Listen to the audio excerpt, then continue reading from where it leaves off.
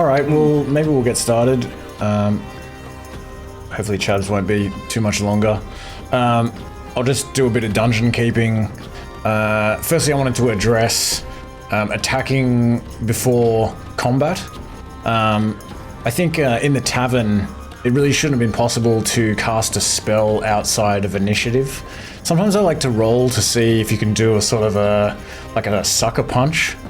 But I think generally that would be only in cases where your target is like not paying attention or they're just like super relaxed or something. But I think in that situation in the inn, Brelu and Algard and everyone was like sitting right there, like hands on weapons, like ready to go. So probably just should have rolled initiative as normal for that one. Is that because of the time that it takes to cast a spell?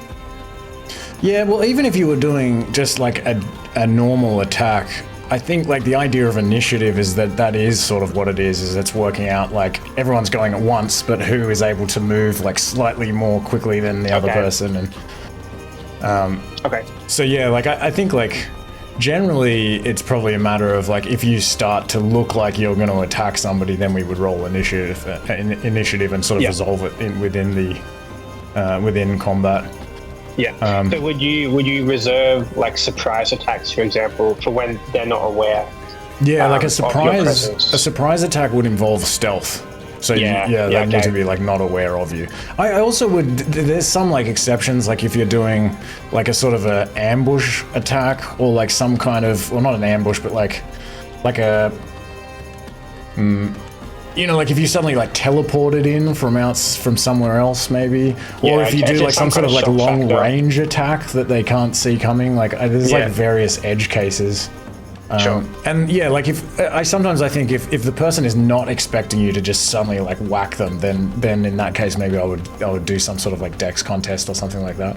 Yeah. But yeah, probably not in that case.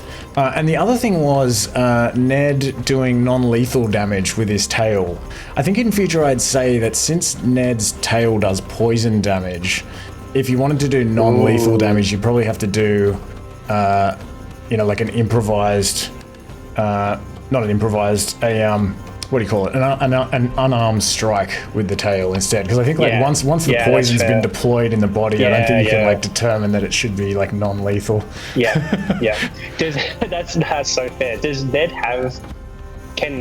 does his sheet have like an unarmed option? I don't know if it does, but I would just kind of treat it the same as a character, I think. Okay. But yeah, I can probably add one in there to make it easier. There's probably one in your character sheet. Where's Ned? I've been trying to do better after that initial murder at the estate. Been conscious trying to be less murderous. Less murdery. Nice. Otherwise, last session was awesome, and there's only 2 of you here, but I was going to give inspiration to everyone. But I guess it just goes to you guys. We'll both take double. That's okay. Okay. But use it wisely, because I've been thinking about inspiration, and I don't think I'm going to do it anymore. Because I don't know. I find it a bit tricky to do it effectively, and also everyone has like a different play style, so it's kind of like a little bit of a weird thing to do. In a way, it's almost a bit condescending, giving inspiration. But I also think like 5e PCs are like powerful enough already without adding this like additional meta currency. So yeah, I don't know. Yeah, enjoy. I was shocked at how powerful the new warlock is, because in 5.0 you didn't get your Pact of the Chain till level 3. And then with the new warlock, you get your Pact of the Chain straight away. And so you get this crit 1 imp who can do like 20 damage if he rolls well. Yeah, like the imp is like almost like stronger than the level 2 warlock itself. Yeah, 100%. Ned is MVPing and Teddy's just doing his best. Just the cheering squad. Yeah, exactly. Nice. And like you said earlier, there's a lot of advantages already given to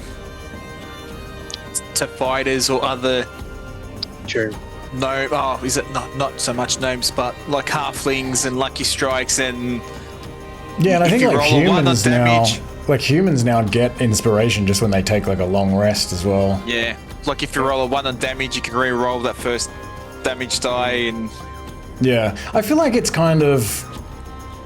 Yeah, I mean, firstly, like having like a meta currency is a bit of a funny thing anyway. If you're trying to sort of create a bit of a simulation, or like if you're more interested in just sort of role playing, it's kind of like, what is this meta currency anyway? Like, okay, you feel inspired, I guess is how it's explained. I don't know. I mean, I guess it's like a means of sort of the GM encouraging certain play styles in the players.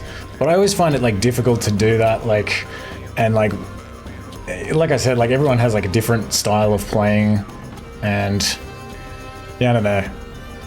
It's kind of just tricky. But yeah, so going forward, your morale is strictly neutral to low from this point forward. I actually had an idea as well. Like, I know this is a short campaign, but if just for future, maybe if it was due to maybe good role playing or so forth in a certain scenario, or a good deed, I think the way that someone acted towards someone else, that's reflected in world game. Like, word spreads, that you help that other town folk.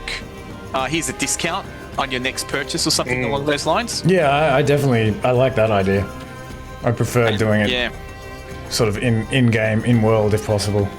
Yeah. I mean, like inspiration. It is. I suppose you can feel inspired because you've had a successful moment. So it's not just completely meta, but I don't know. I find it. I guess I just find it difficult to use it effectively. Yeah, it's hard to standardize. I agree with that. Like, everyone's playing differently, so it's hard to standardize. Yeah. All right, let's do a recap. What happened in the last session? I like the artwork. That's cool. Grumph.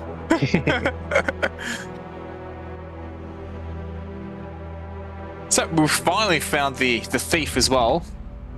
The tools From the thief? the tools thief. Oh, that's right. Yeah, that was across a few sessions actually. The son of I forgot his name actually. Son of Reynold the woodcarver. Oh, and Yanwei. Sorry, it was the daughter of Reynold and the son of Yanwei. Found this, definitely. Yeah. Done. I was going to build a temple to Talos with my goat herding friend. Talos brothers. Talos brothers, that's right. Yeah, you did a couple of faith-based lies in the last session. Yeah. I'm still not sure how I feel about the deception. I've tried to compensate for it. So. Oh, you came clean. In the end. In the end. What else? We hit a few of the tallies, didn't we? So I'm just going to have a quick look at the constituents. So we paid the baker. Yep. And we found the builder's tools and the hunter. So we convinced the Yeti Krumpf to return home after a brief skirmish. After Krumpf had been deceived by what we assume is Edvard. Yep. I can't remember the exact nature of the deception. Was it just that there was more food, or he got lost, or something? It wasn't entirely clear, but it seemed like whoever it was using some form of magic to sort of lead. Walking. Yeah, maybe a command spell or charm of some kind to to get him to move out of his normal habitat. Mm-hmm. So yeah, we definitely helped out a few of the good people of Good Mead, and I think we kind of were onto our next task at the. Sorry, I'm at the tavern. Names. The tavern. With Meggie. Yes. Helping out Meggie with the what's the word? with these like extortionists. Yeah, the extortionists, they're blackmailing Yeah. extortionists. That's right. Ivanna attempted to cast Detect Truth and Lie, which triggered a combat. Tavern brawl. Tavern brawl, which I think. Did we just? Braylu ended up in manacles. I think can't remember who cast Hold Person. I think that was Teddy. Hold Person. I paralyzed. I had Hold Person. Yeah. Oh yeah. Yeah. And I forget what her allies did. Did one of them flee? I think. Yeah, one of them fled, and then the other one was taken down by Ivanna and Tokra. Okay. And well, he's all right as well, I think. Oh no, sorry, it was actually Ned made him pass out in the end. Right. Yeah. And so, yeah. So he's like collapsed to the floor. Yeah. And then I think it sort of finished with Vakos like buying everyone in the tavern a round. That's right. Yeah. Vote and make sure to vote for the for Hector as well. The Andromas. Did we get? Because we tried to discuss with them briefly before the combat, but I can't remember if we gained anything out of that conversation, like why they were extorting. I think they just said that they had to make their money somehow, which is quite a poor answer. So, you're not sure. They seem to be hiding something. Yeah. A couple of them have sort of slipped up that like they don't want you to know about something. Yeah. Yeah, they did say that strange man along that fight. It was they work for the Andromas. They know about that guy or that. Yeah. Yeah, like Maggie said that. Yeah. Yeah, like they work for the Androma brothers, but then they're also like trying to extort or trying to blackmail Maggie into voting for Edvard. So it's kind of confusing. And so I guess like everyone in this inn is many people have left, but there's like a few sort of committed drunks who are going up to the to the bar and getting Maggie to pour them an ale or a mead using Vakos's gold. And you have Brelu is like just like still frozen on the chair with manacles on, and Algard is on the ground, and neither of them can do much at the moment. What do you do? How long does I can't recall with Hold Person? Can they speak? I think they might be able to I think if it paralyzes them, I don't know. I don't think they can move a muscle. Yeah. Okay. But it only lasts up to a minute, so after combat ends, it will shortly end. Okay, so she's just still stiff in the chair. Yeah, she's stiff for a little while, and then she's just like, kind of collapses into the chair, but she's like sort of sitting on her shackled hands, manacled hands. Let me go. Braylu. Well, you said it yourself, Braylu. You know how powerful we are. Well, seems like. What do you want? You want me to stop? You want me to stop dealing with this Maggie? We want to know who sent you to extort Maggie.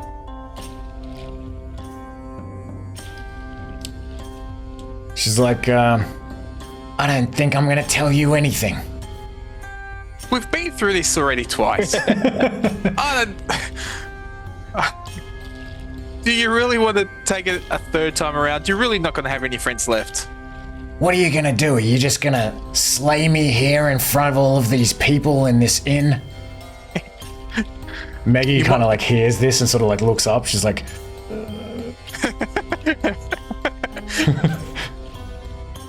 Well, we might see what Brachio and Hector would like us to do to you.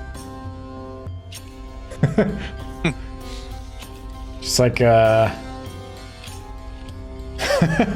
it's like, What else can I offer you to prevent that from happening? Maybe Algard is like stirring on the ground now as well. We might want to also bind his hands, sit him down on the chair. Yeah. The third one, he left, didn't he? Yeah, the other one ran. Yeah, he ran. I know he was in between from memory. He's like, I should go back and help, but yeah, he's long gone.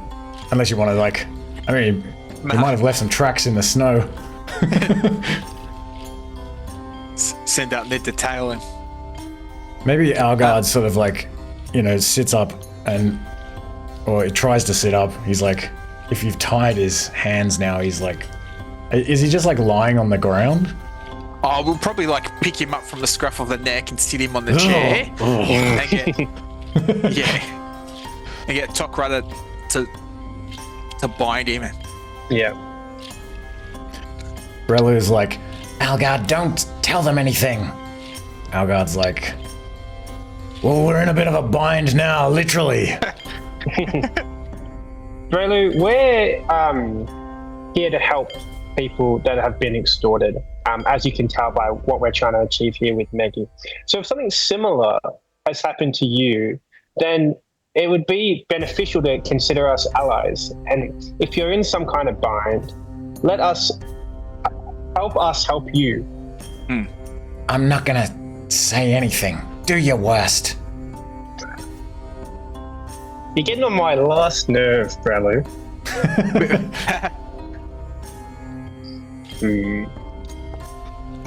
What was the other? How many spells do... Oh, God, I don't know how many spells I have left. Oh, how long does that zone of truth last for as well? Because it doesn't compel you to speak, though. No, I'm just curious to know if it's still... Let me have a look. Where is it? Zone of truth. It lasts for 10 minutes. Okay. So it's probably still... It's still going. Probably still going. It's not concentration or anything either, so... Okay, so how can we make her... But the indifference is what makes that spell difficult.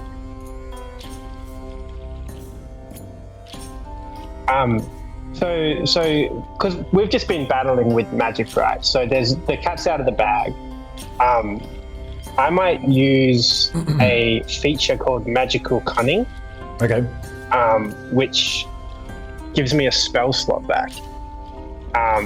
And then I don't really care if Brelu sees this because we've been fighting with magic. I will cast Detect Thoughts. All right. Yes, there we go.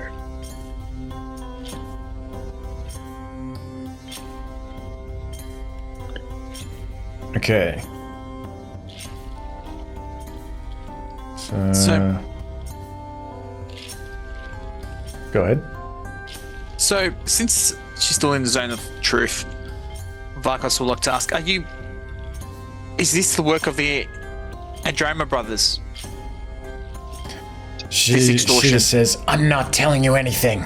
I already told you. Do your worst. But Teddy, you can... Do you have to target a particular person? Or... Sense presence of thoughts within 30 feet of yourself. Oh, target one creature you can see within 30 feet of you. Okay. Okay, you hear in Brelu's mind, she's thinking like, if that Algard says something, I'll murder him. And she's thinking, we can't say anything. And then she's like, the gnome is casting some sort of spell on. Oh. Then she's like targeted by this spell. I guess you're kind of like in the middle of sort of casting this energy on her. She's like, what is this? Some kind of, don't think. La la la la la la. Remember what happened in the warehouse. How brutal they were. How they killed all of your friends. Don't think about it. But then she's like, do you just hear like words, or you detect with you learn what is most on the target's mind right now? Yeah. You get a sense though that she is like trying to resist, but whatever it is, she doesn't want the Androma brothers to know about it. You get the strong sense that she has herself betrayed the Androma brothers, and that you think Edvard is indeed blackmailing her in turn. Okay. So I would like to probe deeper, if that's okay, which is a DC 14 intelligence save. Okay. And that's to learn more about, I think it says like motivations and reasoning, like justifications. What was the recommended DC?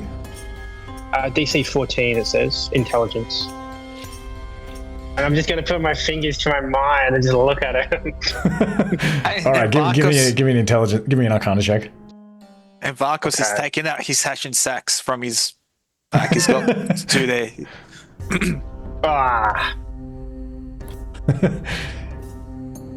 Yeah. Yeah, I mean, it's kind of vague because it's like, what is like most on her thoughts at this moment? I think, yeah, you don't get any more specifics than that. Okay. Just that, yeah, she doesn't want you to find out, basically, that she has betrayed the Androma twins. Okay. So I'm going to use a feature called Awakened Mind, and that's going to communicate with Vakos. And Vakos is just going to hear Teddy's little voice in his head saying she's betrayed the Androma brothers. I think she's bluffing in terms of her confidence regarding them.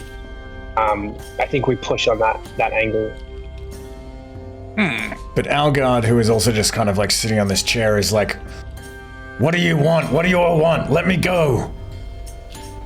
So Vakos will like to, he's got two hash and sacks out. Okay. He's like, Braylu, I'm sure you heard what these are. I don't care what you're gonna do to me. I've seen how savage you can be. Do your worst. These are Algard's like, Brelu, why don't you just tell them? She's like, keep your mouth shut. You better not tell them.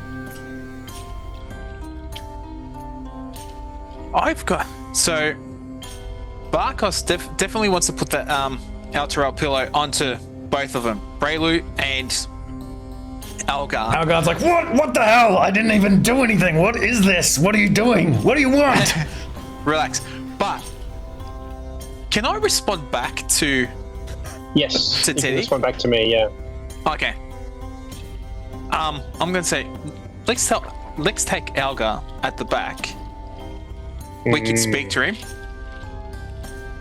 He's definitely the weakest link. I yeah. While Braylu's here under the watch of the others, we can take Tokra as well. We need some muscle. And yeah, Ivanna and Ned can look it up. But yeah.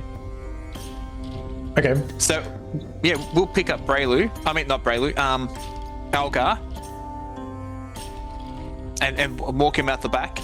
Actually, and as Vakos is passing the bar, maybe he might just ask for like an ale as well. Okay. She'll pour you an ale into a big wooden stein out of this cask. And Algard's like big, massive, like muscular, like berserker, with dressed in furs, and I guess he's just left this big like great axe on the ground. So he's like pretty difficult to like pick up even. Or even if we like lead him out, like we get Tokra as well. Yeah, I mean, yeah, you can pick him up, but you just have to like hoist him up, like and like and pull him outside. Well, yeah, outside or into the back storeroom. Out of earshot. Yep. Teddy, as we're leaving, will just look back at Brelu and give him one of these. Oh no, Well, she's got a she's got a bag over her head. I'll do it anyway. I don't care. Yeah, I was going to say like mentally, like said. Yeah. So let's. Oh, and you would like to say, let's go in this with a positive attitude with Algar. That's why he's got the beer. So we'll sit him down in the back storeroom, take the altarel pillow off his head, and say, look here, we know you're in all sorts of trouble. You mix with the wrong crowds. You've had a rough day. Here's a beer. Tell us the story. What's happening? We just want to get to the bottom of this. He's like, all right. The thing is, well, it's like this. A month ago, we were celebrating at the Wet Trout Tavern in East Haven because the three of us robbed one of the Androma caravans, the AWMC caravans. It was Brelu's idea. She actually works for the AWMC. And, but she convinced us that she knew exactly where the caravan was going to be, where and when, and that it would be easy. And we thought we'd gotten away with it. But then we were approached by a strange man. Looked like an elf. And he told us that, that he knew what we had done. And that we had to go and do a thing for him. He said, we have to make this bartender, this innkeeper, vote for someone called Edvard Berghoff. And if we didn't do it, then this elf would inform the AWMC of what we had done. And, well, we tried to grab this elf, but he literally disappeared, using magic of some kind. So we realized we were dealing with something above us, more powerful than us, and so we decided to go along with it. And but then when we showed up, Meggie recognized Brelu as somebody that worked for the AWMC. So it nearly went to shit. But I don't know, we just went along with it anyway, told her to do what she had to do. And then my friend, Eric, the guy that just legged it, he got greedy. We were only supposed to try to get Meggie to vote for Edvard, but Eric thought we could make some extra money on the side, so he also tried to pressure her for additional gold. And that's pretty much all it is.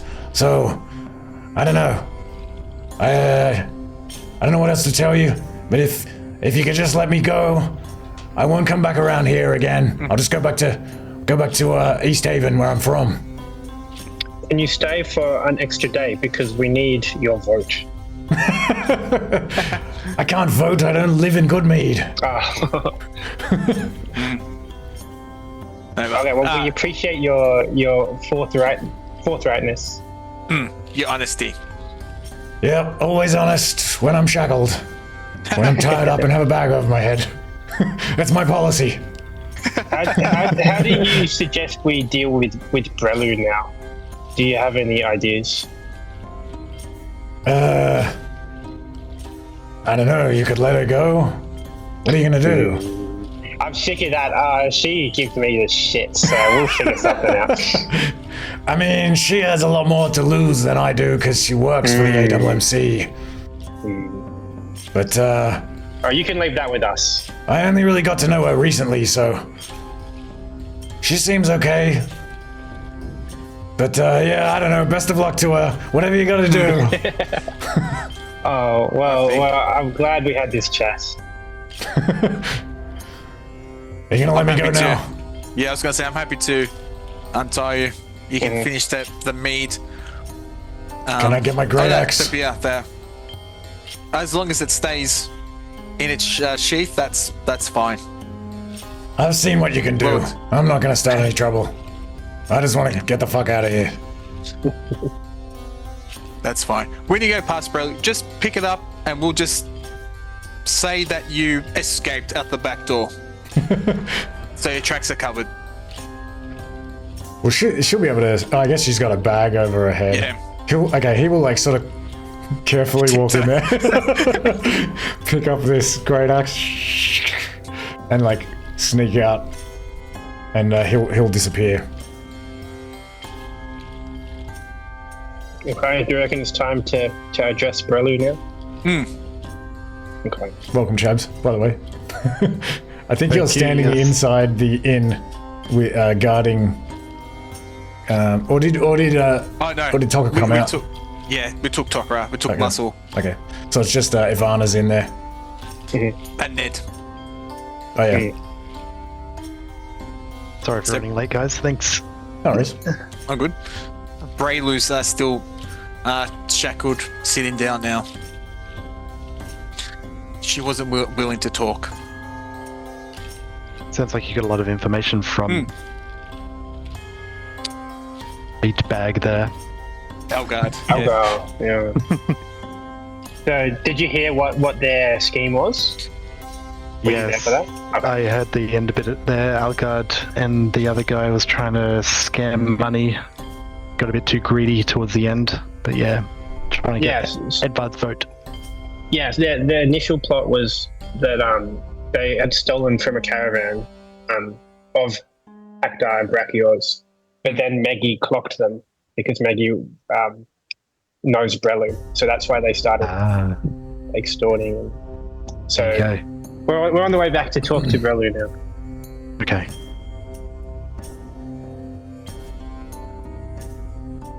So is she on the? Where is she? Is she sitting on a chair, or have you got like her kind of in the corner on the floor, sort of like leaning against the wall, this bag over her head? I would say on the chair still. Okay, she's still on a chair. So you come in, she's just people. We're decent. She's just like, let me go, and we'll deal with this in the old-fashioned way. We've dealt with it twice already. The old-fashioned way. Well, what do you want then? Just let me go. I already told you I'm not going to tell you anything. How much did you extort Maggie for in total? I'm not going to say a word. Okay. Well, Maggie will certainly know. And we also know what you did to get yourself in this pickle in the first place. So I'm happy to tell Hector and Brachio all about the caravan heist. The what? Unless, of that course, fucking Algard. I told him not to say anything. It's gonna get me killed. Well, yes, yeah, probably. Let's just we want say, Maggie compensated. Let's just say, Algard is no longer with us. What? You killed him?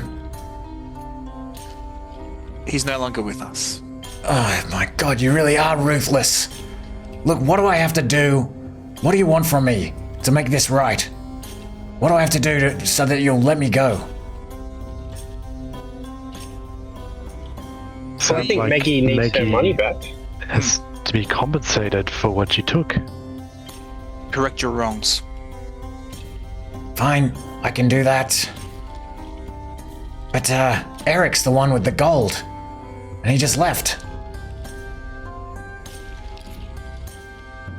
That sounds like your problem.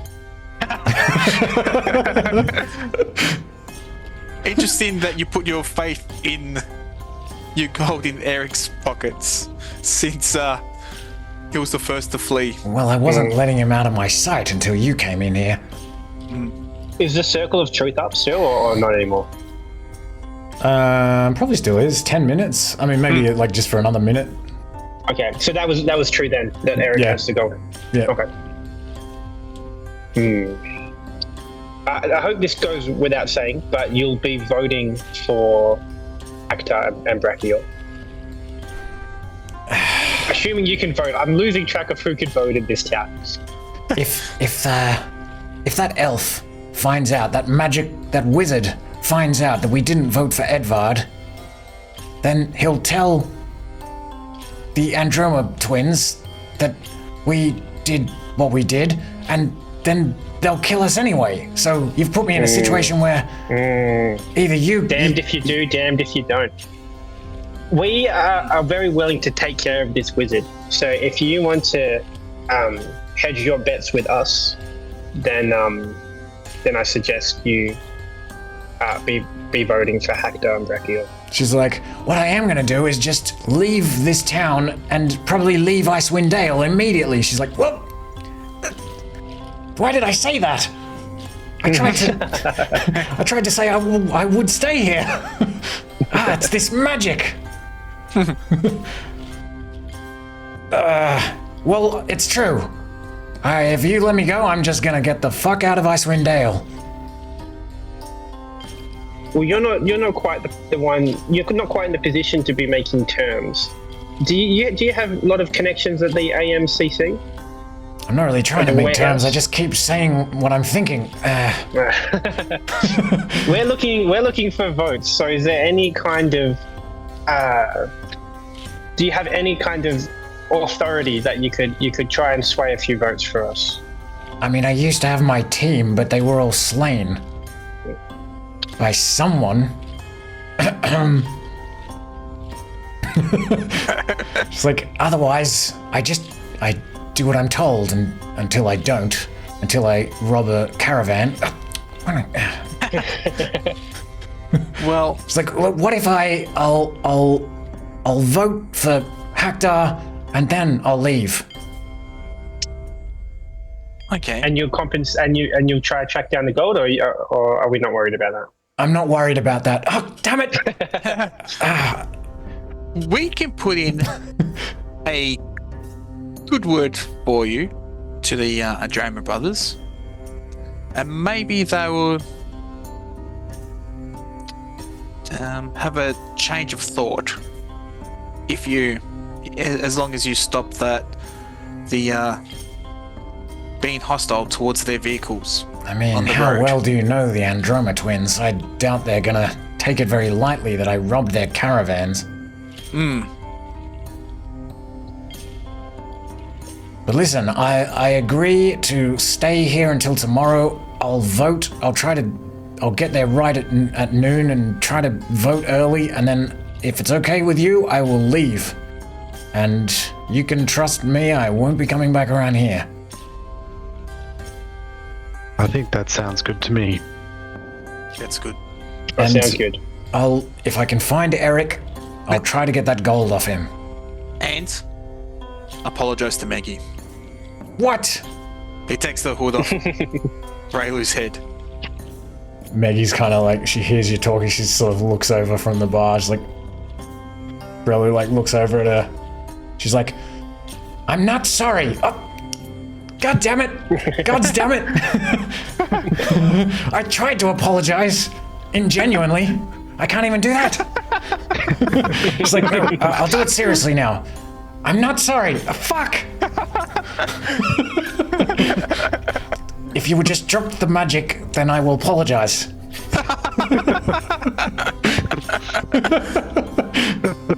She's like, look, the best I can do is that I did what I had to.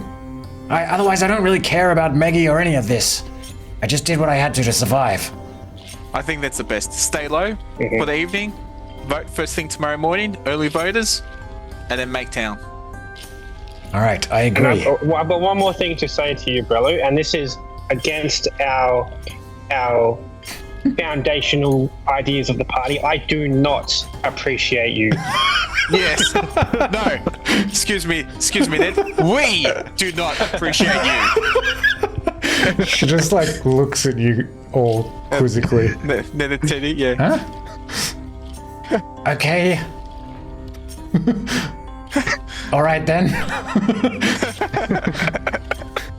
I guess I don't really appreciate you either. Hang on, is she lying? Is it still on, the Zone of Truth? But yeah. Just before she said that, the Zone of Truth dropped, so you're not. You'll never know. We don't want to see you for a third time. Well, you'll see tomorrow. You'll see me tomorrow at the mead hall, but after that, you won't see me. Possibly. If we see you after the mead hall, we will probably kill you. Understood. Raylu have no friends. Yeah, because you killed them all. Fine. She's got a point. Okay, take the manacles off. Yeah. Okay. All good to go. All right. She'll kind of get up. She sheathes her sword, rubs her wrists, and slinks out of the inn. And Maggie comes over to you and says, "Thank you so much. I hope that she brings back that gold. But otherwise, I'm just glad that it's over. And I can finally move forward. I'll definitely do as I agreed and vote for Hector, and I'll speak to some of the other patrons about it as well. I mean, I can't promise, I'm not going to strong arm anyone, but I'll certainly have conversations with people that I serve, and I'll tell them, what you've done for me today, and that you serve the AWMC. And yeah, best of luck to you. I appreciate you." We appreciate you. I put a gold piece on the table and say, "Use this to cover a tab for anyone that votes for Hector gets 2 free beers." She bows at you and then sort of looks up at you. "Thank you. I will. I'll do that." You're welcome.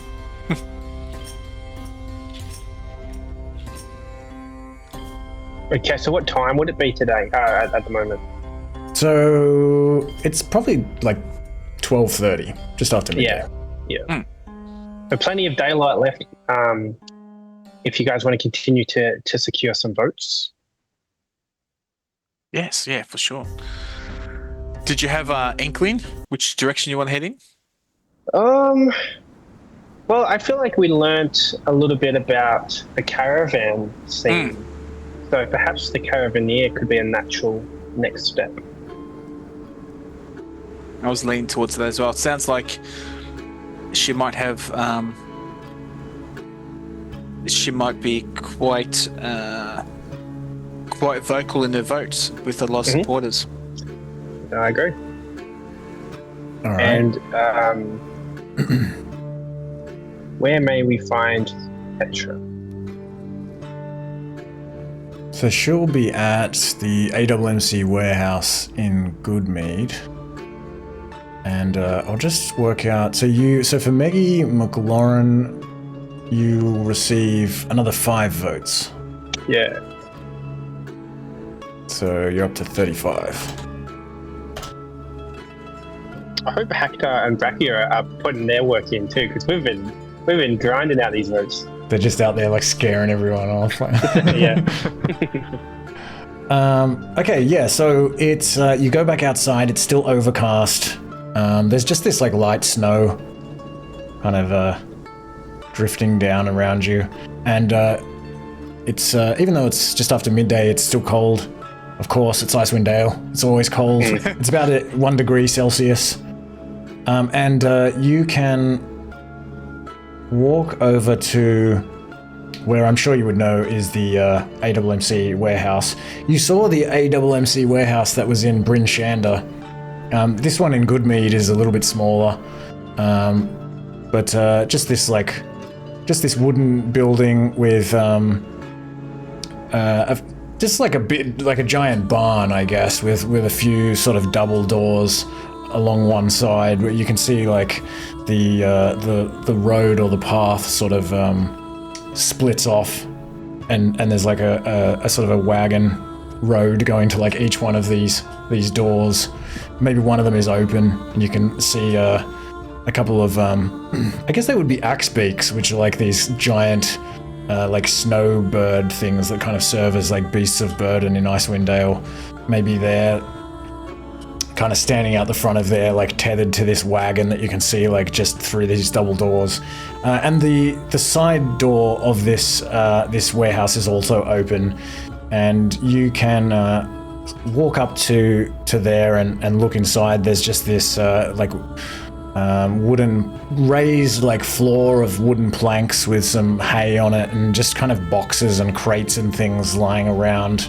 And you see, I guess again you would probably recognize Petra Lork, although you didn't speak to her in Bryn Shandar. I don't think so. No. But yeah, she's as you know from what the Androma twins wrote on the on the piece of paper that you have, she's been recently kind of transferred to Good Mead. But maybe you can see her in this this warehouse. She's kind of walking around. There's a few people in there, sort of moving boxes around, and she's just this like short and stocky woman. She's got straight shoulder-length brown hair, and she kind of barks an order at somebody and turns around and begins walking back to sort of in the direction of where you're standing at the door. You can see she's got this like kind of mean look in her eyes, and she like spits on the ground. She looks up over at you and says like, "Hello, what can I do for you?" Hi there, you must be Petra. I'm Vakos, this is Teddy, and this is sorry. Tokra. Tokra. I'm like Tokra. I've heard about you. Yeah. Yeah? And what are you after? No, congratulations on your pay rise, I heard. That yeah. was actually as Never you know, enough. we've been true. Never enough. That's like the weekend, really, isn't it? Yeah, as you know, we're working closely with the Androma brothers, and the election's coming up tomorrow, and we're looking to actually make sure that the right speaker is selected. The right speaker, eh? Correct. I hear that Edvard Berghoff might be a good leader of the town, actually. He promised to mandate a higher minimum pay, which would affect me and all of my workers directly. And also that bloody cheapskate. That bloody cheapskate, Brachior. He expects me to work with these shoddy wagons, as you can see. She kind of like indicates at these wagons. Kind of all different sizes, they look really old. She's like, why would I vote for him? Dream, you got to look. I'm not complaining about those wagons. Or his brother. They do look like they've had a fair bit of travel in them, a fair few Ks.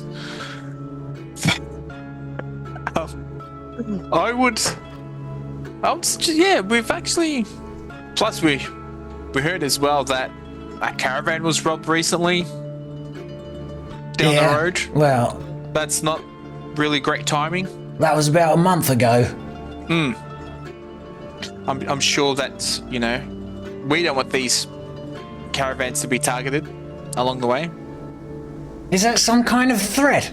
I know about you. No. I've heard you've been going around town enchanting teenagers and bullying little girls and getting into bar fights. That one just happened a moment ago. Somebody came running over and told me there was something going on in the tavern with some people from outside of town, as well as Tokra. Yeah, I would say mostly true. Mostly true. 50%. So what are you saying? You're trying to threaten me? No, definitely not. We don't threaten people. We don't blackmail or extort people. We're just here to discuss tomorrow's vote, and we'll like you to vote for Hector. I know you've been. Oh, sorry. The only way I'll vote for Hector is if Brachior would sign a written statement promising to replace these shoddy wagons, and if he'll give me another pay rise. Because he's moved me over here. Well, that was nice. But other than that, the work I'm expected to do, I have to spend long hours away from my home. You know about this, Tokra. We deserve to get more pay for what we do. And now I have to be expected to deal with these wagons.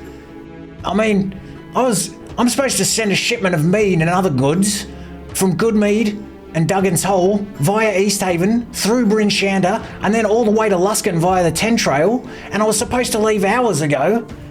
But because of Brachior, I have to use these shoddy wagons, and now I'm going to be late because the carriages are all different sizes and I can't fit the bloody packages onto them without exceeding their weight limits. So, unless something changes around here, I'm going to vote for Edvard, who promised that he'll replace the wagons and give me a pay rise. Unless you can get a promise from the Androma twins, and maybe help me do something about these wagons. Yeah, Teddy would love to go and just kind of ponder over to the wagons. When Petra says they're shoddy, can Teddy get a bit more of a visual or what that means why they're shoddy? Yeah, so the wagons, let me see.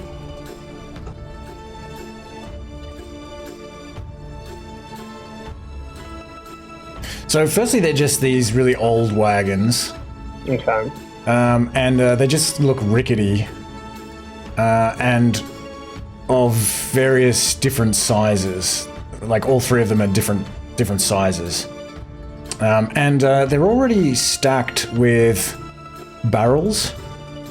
But it looks like they've got like these like roofs on them. But then it looks like they're the people in the warehouse are sort of like trying to put these like crates on top of the wagons. There's a whole bunch of crates sort of lying around on the ground. And Petra sort of sees you looking at these wagons and comes over and she says like, yeah, the problem is that with these barrels on the wagons, I can only fit so much more weight on them, but I can't get the weight limits right. I keep overburdening the wagons. I can hear them creaking. They're going to break. They're not going to make it. But when I try to move around the packages, because all the wagons are the wrong size, these stupid wagons, I can't fit all the packages on them. And I was supposed to leave an hour ago. I'm going to get into a lot of trouble. Not to mention I've got to be in Luskin. That's I guess that's just personally I got to be in Luskin. Looking at the barrels and wagons, does Teddy kind of see this as just a logistical puzzle that could be potentially rearranged and there's a correct way to organize them, or does it look clearly like an impossible task? Yeah, so while you're looking at these wagons, Petra is like distracted because there's other people sort of running around trying to do work for her, and she's sort of like trying to manage this and manage that. She's like intermittently kind of talking to these people, maybe also intermittently like spitting on the floor, like barking orders at someone. And she kind of turns back to you as she's been sort of explaining this to you, and you're like looking at this puzzle, but you do begin to think that this looks like a task that would be solvable but it would just require like a bit of time to just kind of sit there and like work out how to do it. Yeah, you don't think it's impossible. Okay.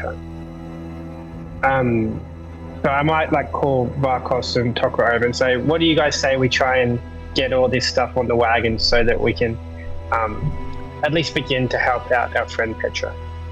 Yeah, I'm sure there's a more efficient way to stack all these goods. I'm very happy to help. I can move things around. You just point where you want them and I'll put them there. Well, I was hoping you'd say that because I don't want to lift any of the barrels, Tokra, so it's That's one thing I do well, yes. You might help me load these wagons. What? And if you do that, then I guess the idea is I'll vote for Hector. Yeah, well, I believe so, because if you vote for Hector as well, if Hector finds out, since it's an open vote, that you vote for Edvard, I doubt that you'll be in the job as well much longer, to be honest with you. I mean, if he's going to fire me over my voting preferences, then I'll have something to say to the new town speaker about that, because I hear Edvard's actually going to rein in the AWMC for some of their criminal activities. So... Interesting. He does... Anyway, that's a side note. We'll get to that later.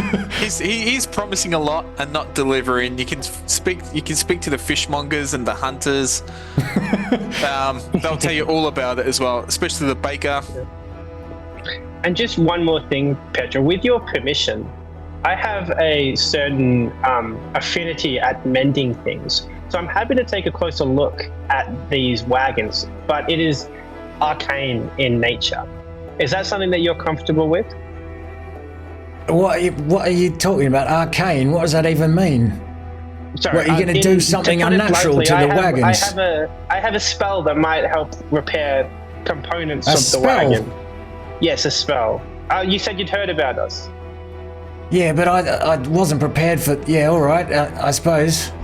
I mean, here I was thinking you was going around starting all kind of trouble. Now you want to fix me wagons and load all the boxes on them and everything. I mean, go for your life. Yeah. That's all we have been doing, Petra. Going around helping people, not causing trouble, Solving people's problems. fixing problems. Yes. Has someone specifically told you that we've been causing trouble? Oh well, I heard from Shayna's parents.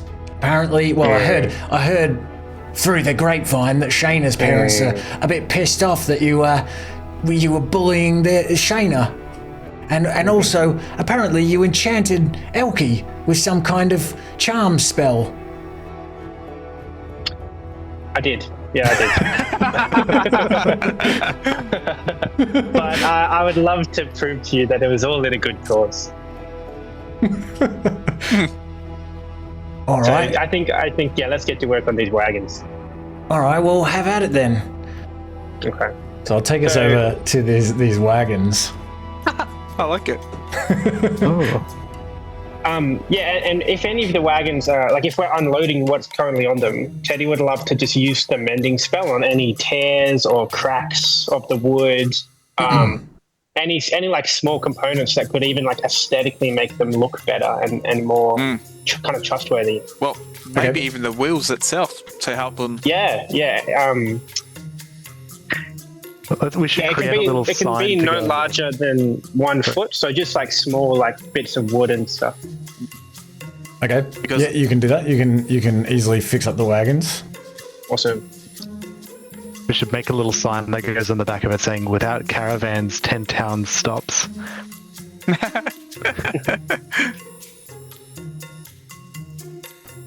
All right. And so the idea of this this puzzle is that you need to try to fit all of these boxes onto these wagons without exceeding their weight limits. And so they have because they have roofs on them, you can't kind of stack the boxes like past the roofs. So if you tell me where to put each box where. Yeah, so you can't overlap the boxes. Yeah, you can't just exactly. You can only put like one layer of boxes. And if you imagine like under here, these are like just full of these barrels, then yeah, you can just put the boxes wherever you think you can put them without exceeding the weight limits. So yeah, if you tell me where to put them, then I'll move them. Okay.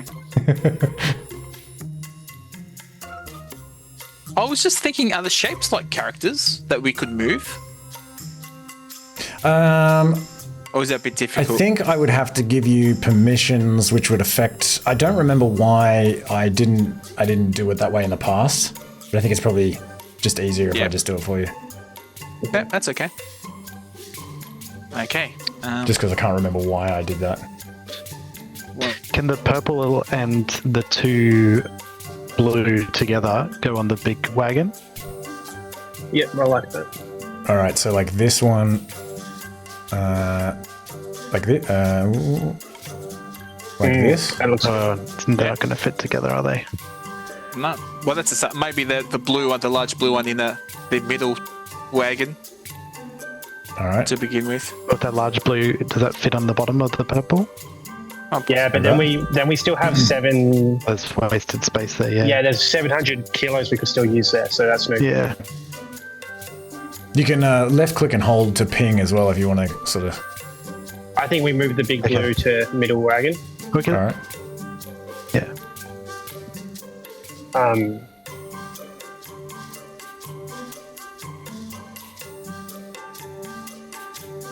Maybe this rectangular blue on the big one, the very big one. Oh yeah, All right. what's 300? And then what do we have left there? 300 to fill. So maybe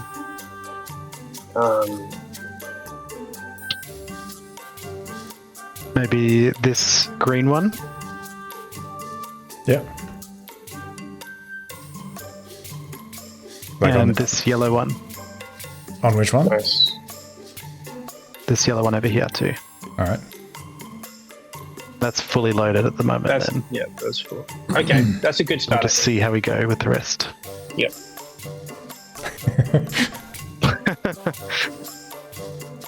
Does that second blue one fit in the middle? That blue, yeah, okay. So that would be in 200 600. spare. Yep. Or can we get a green? Or maybe a couple of Yeah, the reds are a problem, Reds, because they're quite big. and they're only 50. Yeah. Well, in this config, the green one over here is going to have to go on the first wagon. Yep. We'll see how that fits in. This green one on over The here. big one on the first one. And then this little red one here doesn't fit anywhere though. The big red one. What's green? 200. 1, 2, 3, 4, 2.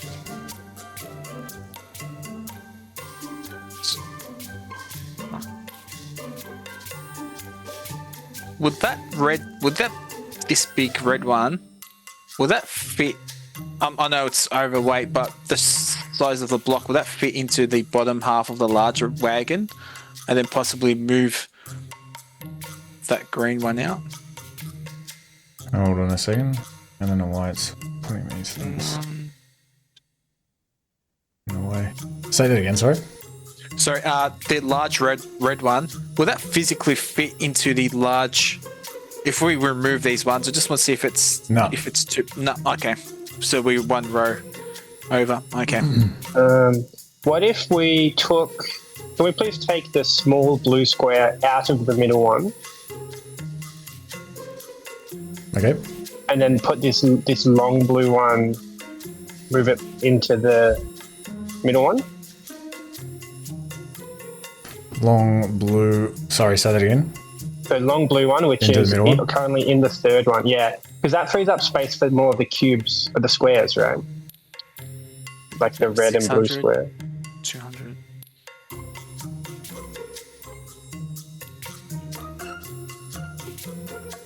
I think if you look at the large green cube, the large blue cube, and the large red cube, I don't think any of those can go together. Because you have to have the really, really big blue and the really, really big purple, obviously, in the big wagons. And then just with the space that's left, I don't see how those big squares can... I think it's one each. Does that make sense? Yeah. These like long ones, they can go vertically too though. They could go next to them. So they could stack on like one, like I feel like you could maybe fit something next to them. Okay, I have an idea. Can we please switch the blue, the very big blue and the very big purple? All right. And then move the blue all the way up. And now we can fit the red. Can the red and blue squares that aren't in there, that aren't in any wagon, the really big red and blue squares, can they kind of sit vertically in the really big? Still no. They still don't fit.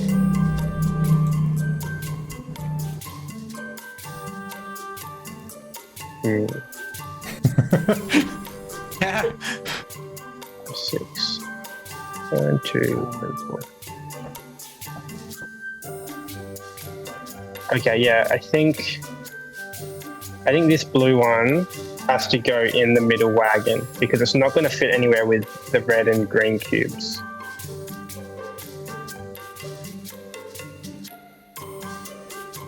Yeah.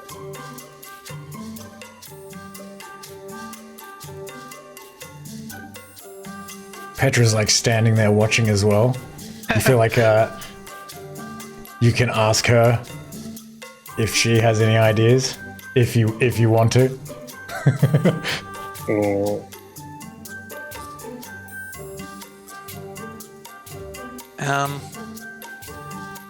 Are we happy with the green one in the smallest wagon? Yeah, because those 6x6 cubes, there's got to be one each because they can't go horizontally because then you'd have 12, and these wagons are only, I think, 2, 4, 6, 8, 10. So you can't have them adjacent, and you can't have them vertical either because you have to fit the really big blue and the really big purple in there. So they all have to have, each wagon has to have a 6x6 cube, is my understanding. So maybe big blue moves here. big rectangular blue moves here. Oh no, hang on. What if we move this blue one, the big blue, into the small wagon, and then you free up a bunch of space for the little squares? Because and then you can... What's that? That's 300. We don't have any single row. Maybe that's start. Can we try to put the green square and the blue square in the middle wagon?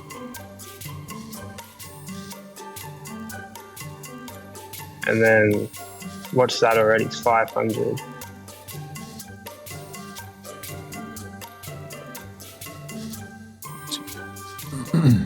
And then purple has to go back in the very big wagon. So we have to take out the yellow and green. Oh no, that fits. That fits. Oh no, there's an overlap there. Oh, two squares, yeah. But we can still put that yellow and green in there. Here and here. What's that? Purple 400. 500, okay, we're getting closer. 750.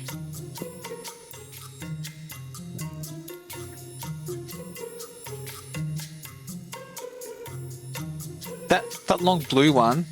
It's blue. It's 300, 600.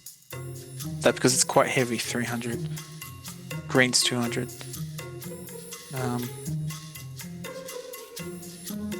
If we rotate that and put it in the middle wagon, that's max capacity though. Yeah. Put it up there. We're gonna put it somewhere. Yep. This little red one here can go in the big wagon, the biggest, because then that would be 1,000, right? This one? Yeah, because that would be 100, 200. Oh wait, no, there's still stacks of space in this one.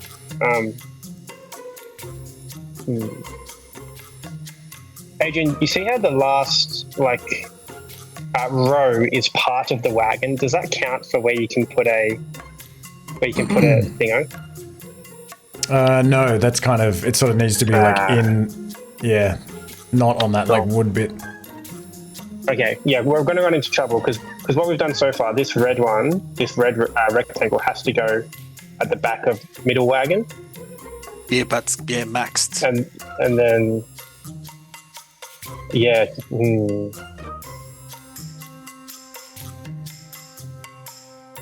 Well, I guess there's 200 here, 200 pounds here we haven't used, which is a problem.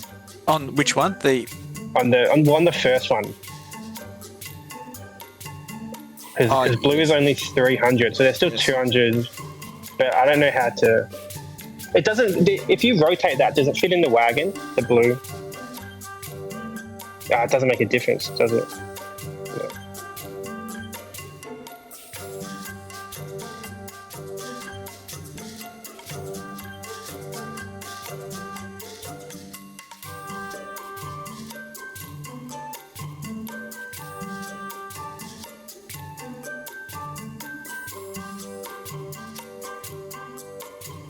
No.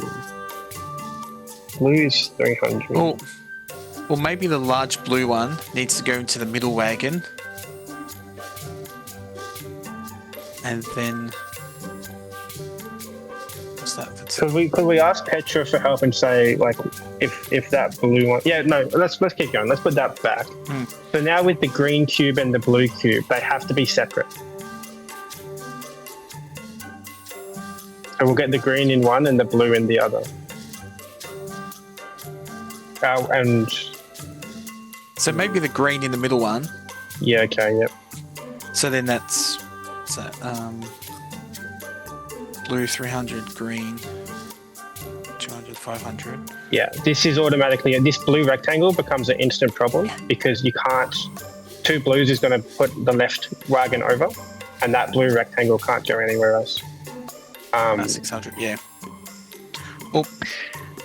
I feel like it's a space puzzle more than the weight puzzle too. I think they might have to have no spare slots anywhere.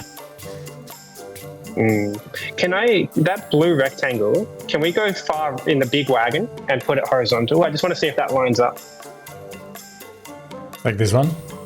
Yep. Okay, so that's 4 squares up, so it's too long. Oh, yeah, because we have, no, that's too long. So, well, maybe that's the case, is we take out these smaller ones, put the blue in the back. I think blue doesn't fit in the back because of the red and the purple.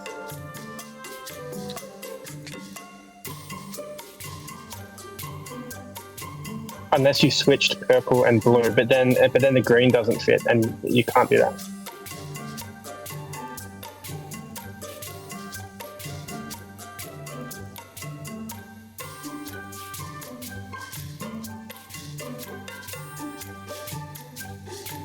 I think if we're going with,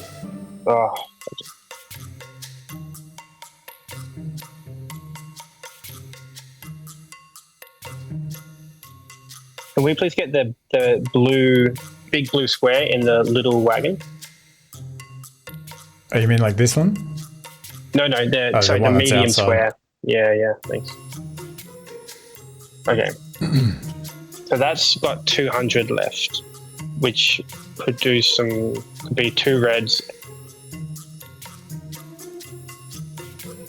I reckon you put the smallest 3 reds one. See if you can put as many reds in there as you can. Like on this one? Yeah. Yep. And then this green one actually works. Maybe that one. Oh no, the green is too heavy. Yeah. That's 3, 4, 50. This blue rectangle is a problem, big problem.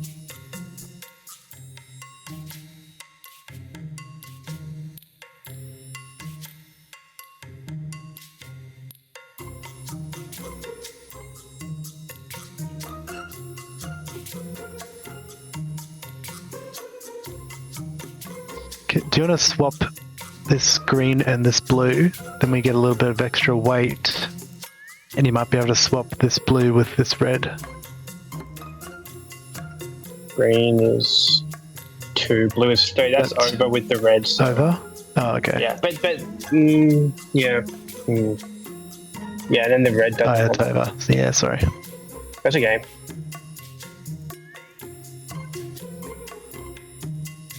Green is the lightest.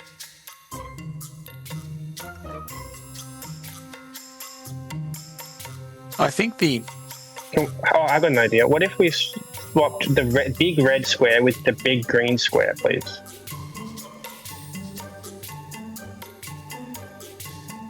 Okay, so now that's 3. That's 450. That's pretty close. Okay. How are we going to squeeze this one in? Can we please move yellow square to the middle? And then shift the green up? Yeah, okay. And then red goes in? Okay, so we're very close now. I think we got it right. Yeah, well, we got 400 plus 800, so... So the yellow one goes in here? Yep, yeah, nice. That's exactly 800. And then the other one has to go here, right? What's the math? Yeah, but then that's over because it's over. It's 20. Wait, yeah. Petra's like, can you see that thing creaking? That's never gonna make it. It's way too heavy. That's Oh, we're 50 over. Yeah, right. Well, Yeah, maybe this swap one's 50 under. Yeah, swap that's the reds true, and the green. Yeah.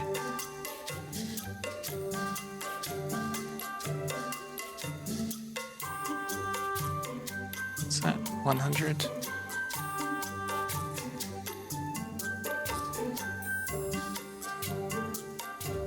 Oh, now this one's 100 over. The one on the left.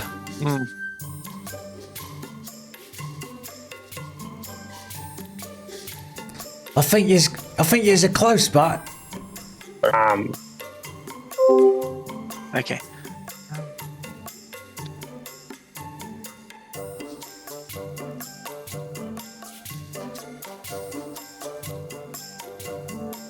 So can we put the yellow rectangle in here instead of the green? Because then that's exactly 500.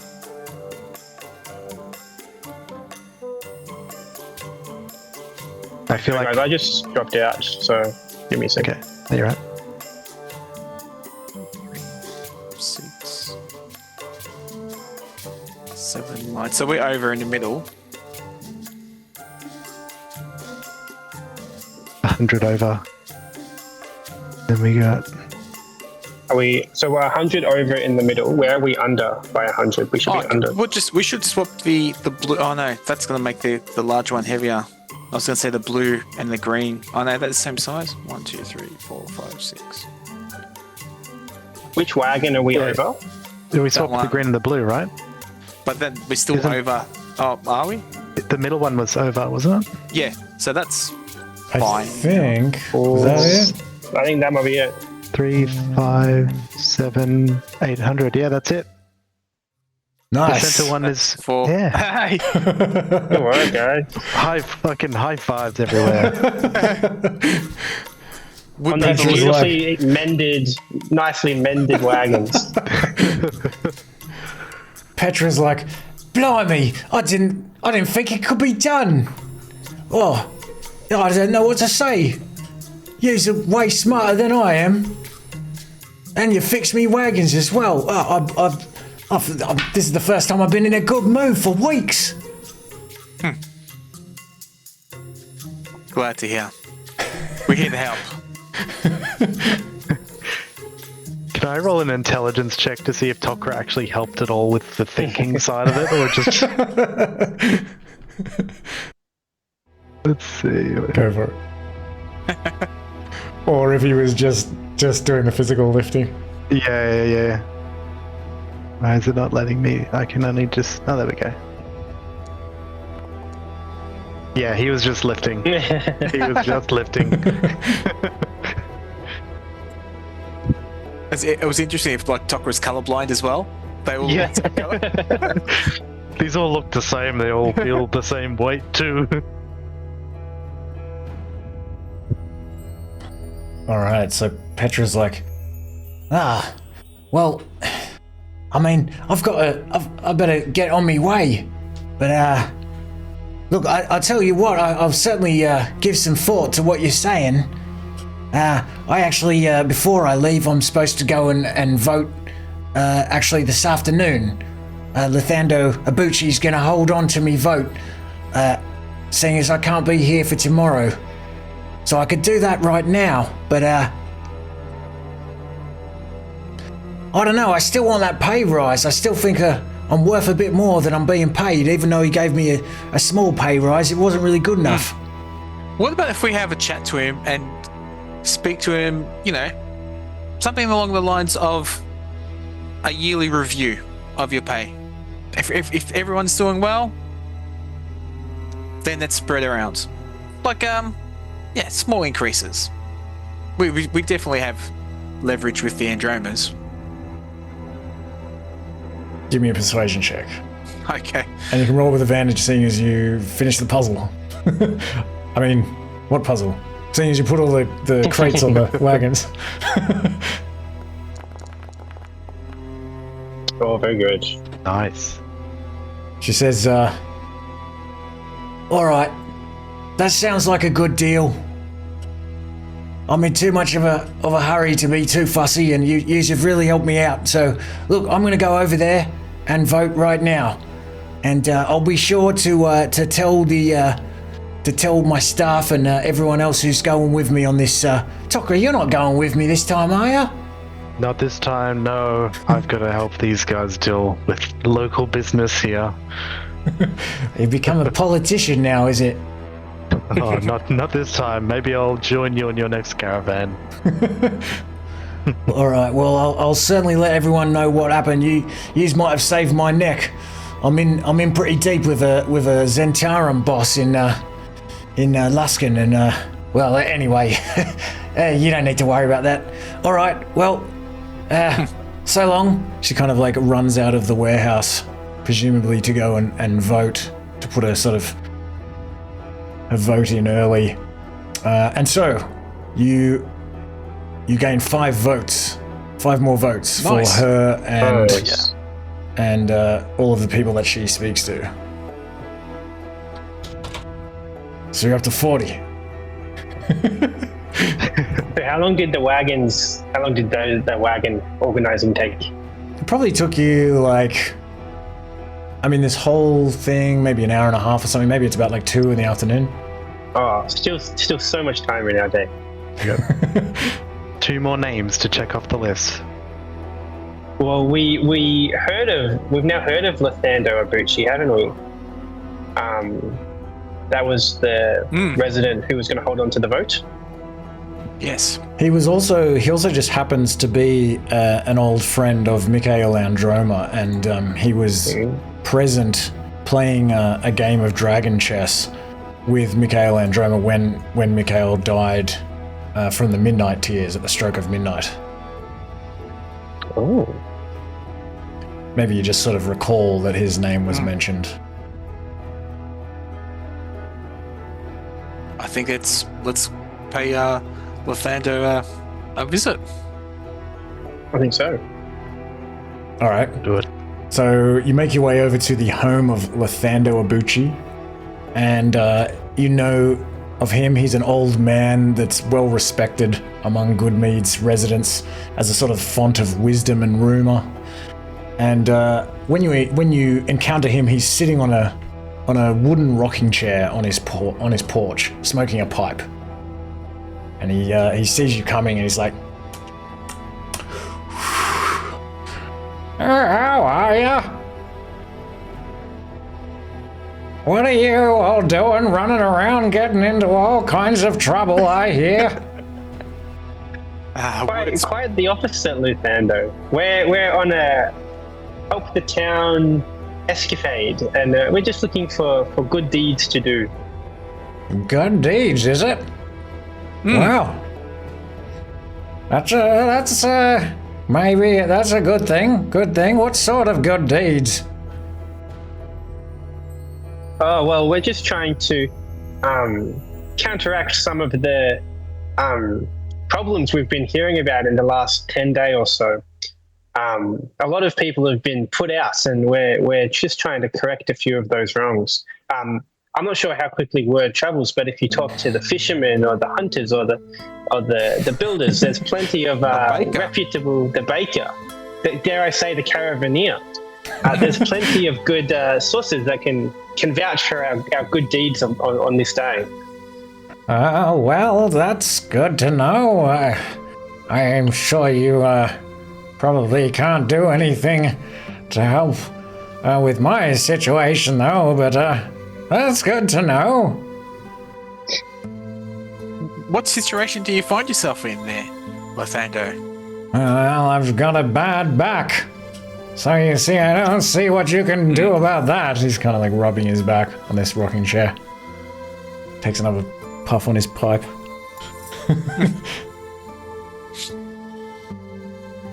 Are we talking about like a massage therapy there on your back? It's like another puzzle. You gotta like rearrange all the spinal. Yeah. He's like, your disc 5 is out of place. But believe me, I've tried everything and nothing works except for Morgan's brew. But I can't get that no more. Morgan's brew. Good brew. What's the... Is it short supply at the moment? Well, he's increased the price of it. And now I can't afford it.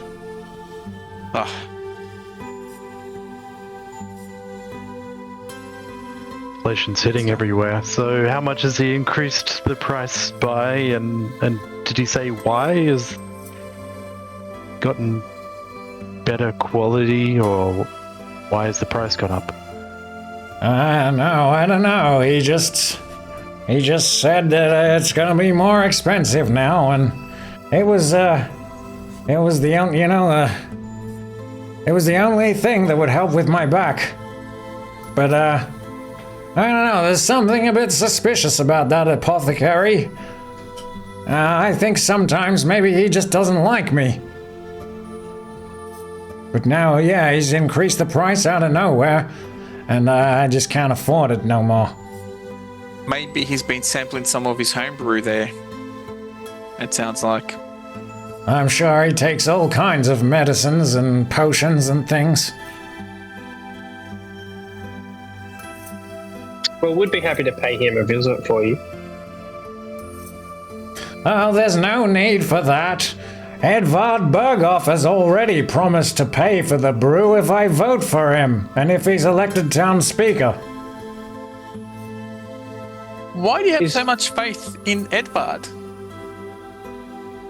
Well, I don't know. I mean, he seems like a man of the people. He's very charismatic.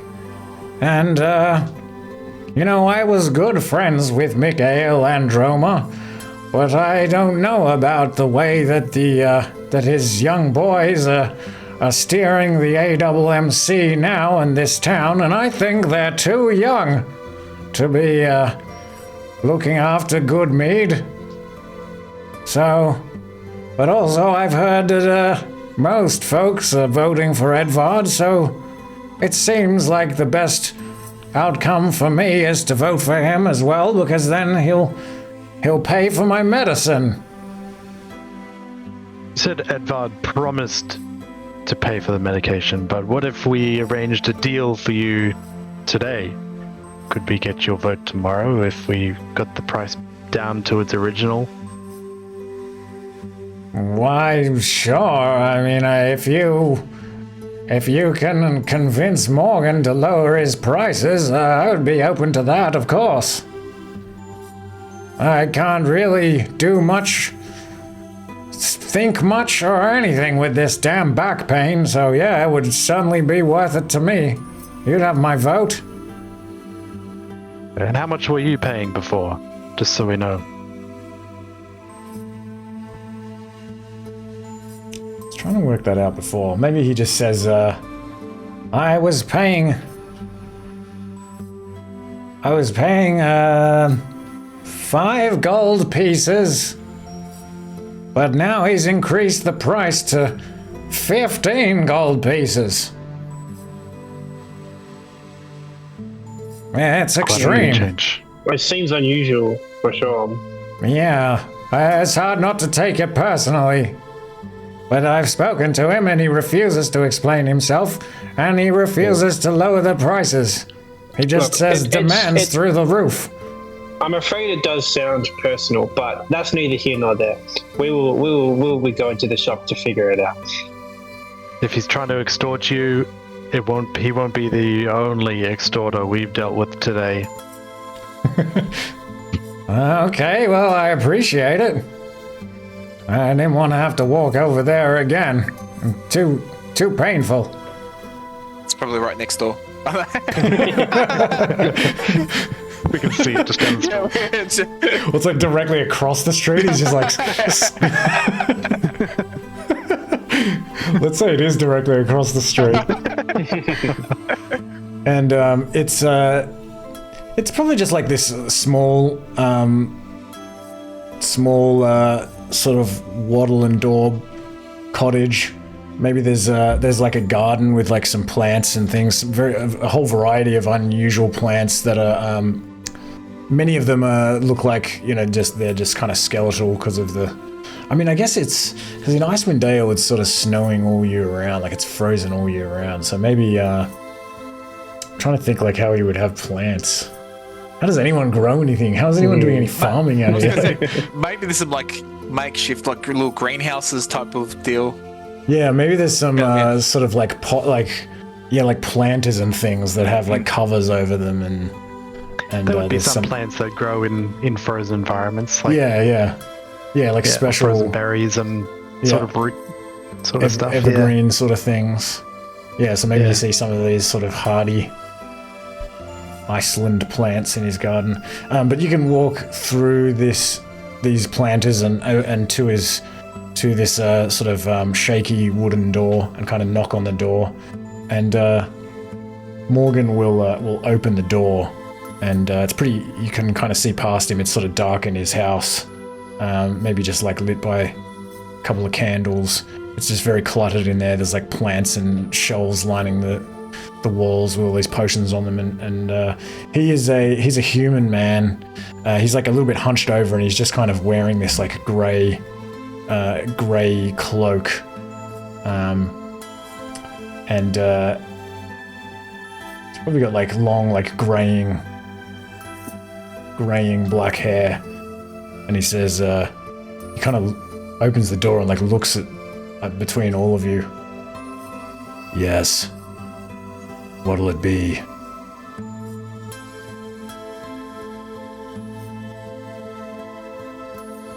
We've heard about your special brew, the one that helps with pain, that sort of stuff.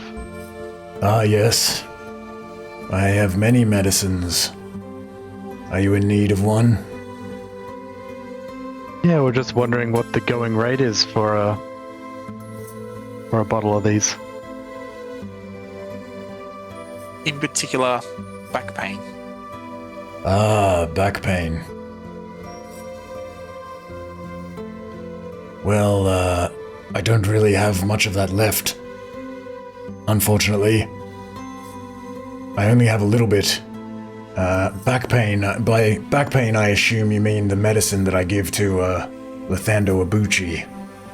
It's not just for back pain, but for all kinds of maladies, actually. But yes, it's difficult to come by the ingredients, and so I only make a small amount of it, and unfortunately I don't have any left. Were you looking to buy some? We were helping our good friend out and just wondering why it was increased in price, but I guess you've just told us. So what's happening with the Shortage. plants? What's happening? Why shortage? Well, I can only make so much of it. And well, I don't know. Why do you want to know? Like I said, we're just trying to help our friend out, and he won't be able to afford it anymore with the price hike. I don't tend to discuss my business with strangers. I have my own reasons for hiking the price. Yeah. If it's a shortage of ingredients, maybe we could assist you there, and then you could treat and lower the price. I assure you, you To won't be able to compensate find for- the ingredients around here. And I How make have you- I make many concoctions. I only have so much time as well. Okay. So you've had a sustainable supply in the past. Would that be fair to say? I have enough. So what has changed for you to have been able to supply yourself to all of a sudden requiring the price hike because of the lack of ingredients? Why did you say you want to know? It's in the best interest of our friend Luthando. Luthando. Yeah. I thought so. I just don't have enough for him. I'm giving it to someone else. Did someone else promise you he was after a certain amount? Large quantities, possibly? And then he'll pay extra for it? Like I said, I don't really discuss my dealings with strangers. Various people come here for different kinds of concoctions, some medicines, and other less savory delights. And they can trust me to keep their interests on the, a secret from others. So I don't really go around telling tales about my customers.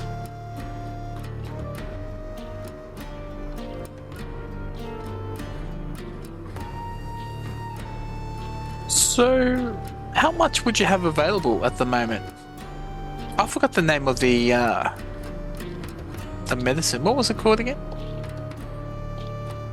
Morgan's Brew, is that? Morgan's. Morgan's Brew will do. It's an invention of my own. I don't really give it a name. Morgan's Medicine.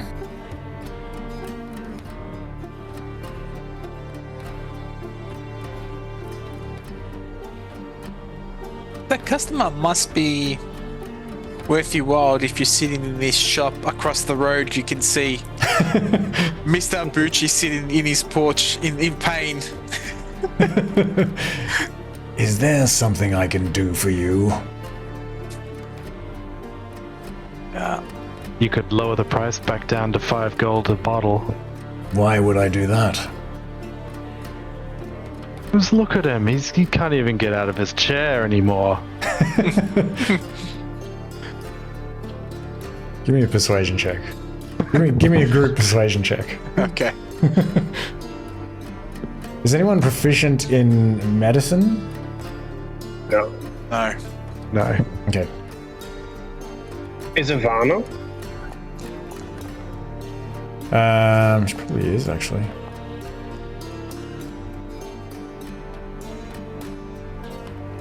No, she's not. I think Ivanna has a herbalism kit. So I don't know if she could identify the herbs in the porch. Yeah, I think I remember her saying something about making potions and that sort of stuff. It's alright, you pass the persuasion check. He will say, look, the reason... I'll just tell you so that you'll go away if you're not going to buy anything. The reason I'm short on ingredients for the brew is because I'm now selling the same brew to Albrecht, who looks after the dog sled dogs at the kennel.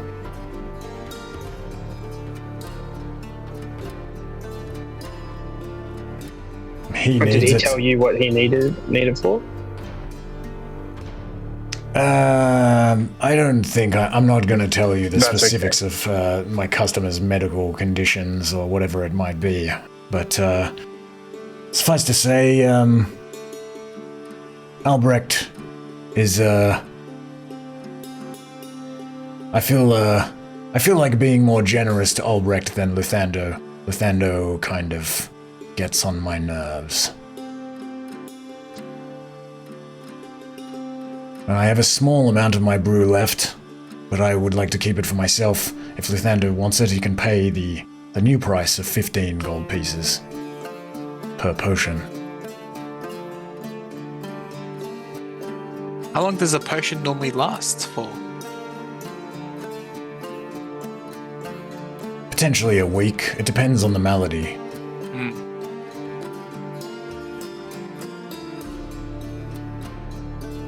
On a personal note, is there anything of interest that you're selling at the moment?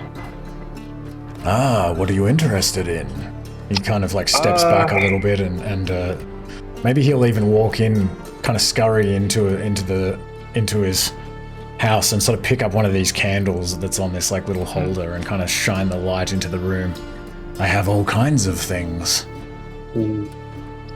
Well, our party here often find ourselves in perilous situations. So if you have any kind of, get out of jail free cards, so to speak, I'd love to hear more about those. Let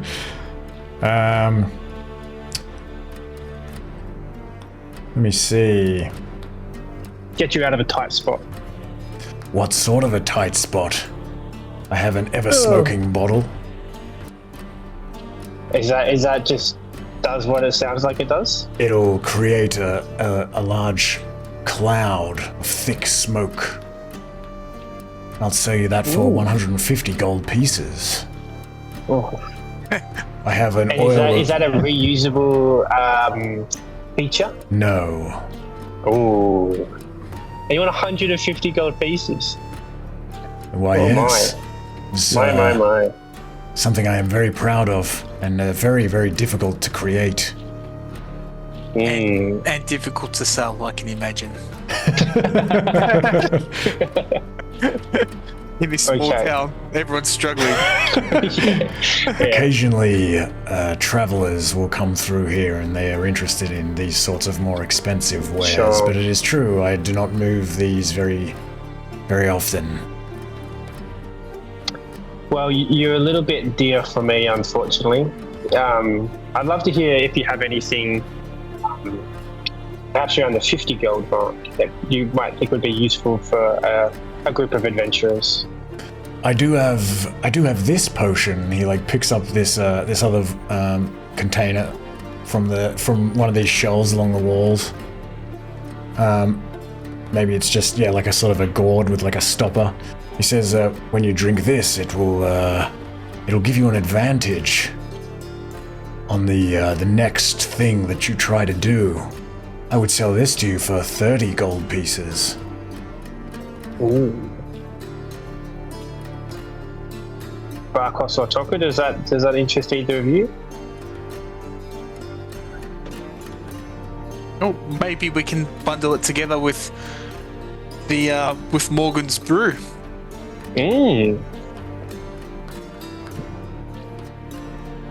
What do you Morgan's suggest? brew. A bundle, like a Morgan's brew and that potion together. I'll say that you feel that if you buy Luthando just one dose of medication, it doesn't really solve his problem, because like Edvard is saying that he's gonna... Basically, Edvard has said that he'll get like he'll pay for the medication from like the coffers, the town coffers.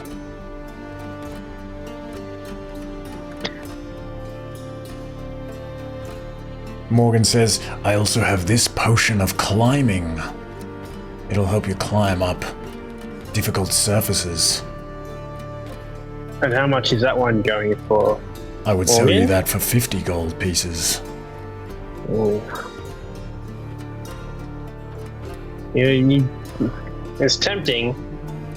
Well, what about this? He looks at Tokra. You probably don't need this, but maybe you do, my little friend. This is a potion of hill giant strength.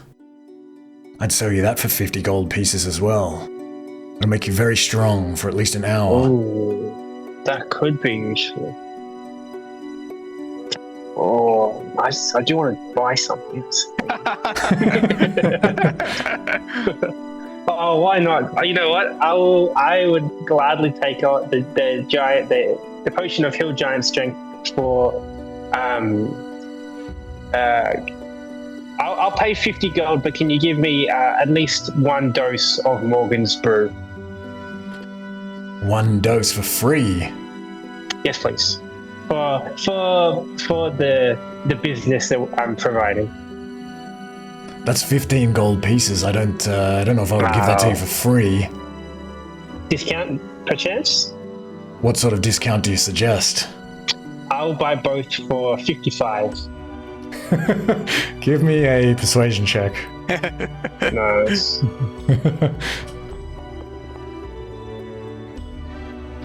Alright, I'll do that for 55. Okay. Pleasure doing business with you, Morgan. Okay, I'll give you a potion of hill giant strength. Let me see if I have one.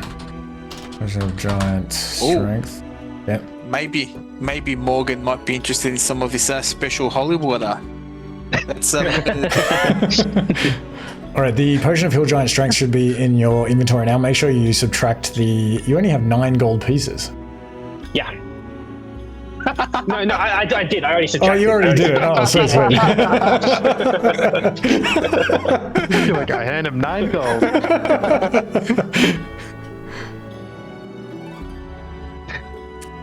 And maybe just add maybe just add the brew yourself, if that's okay.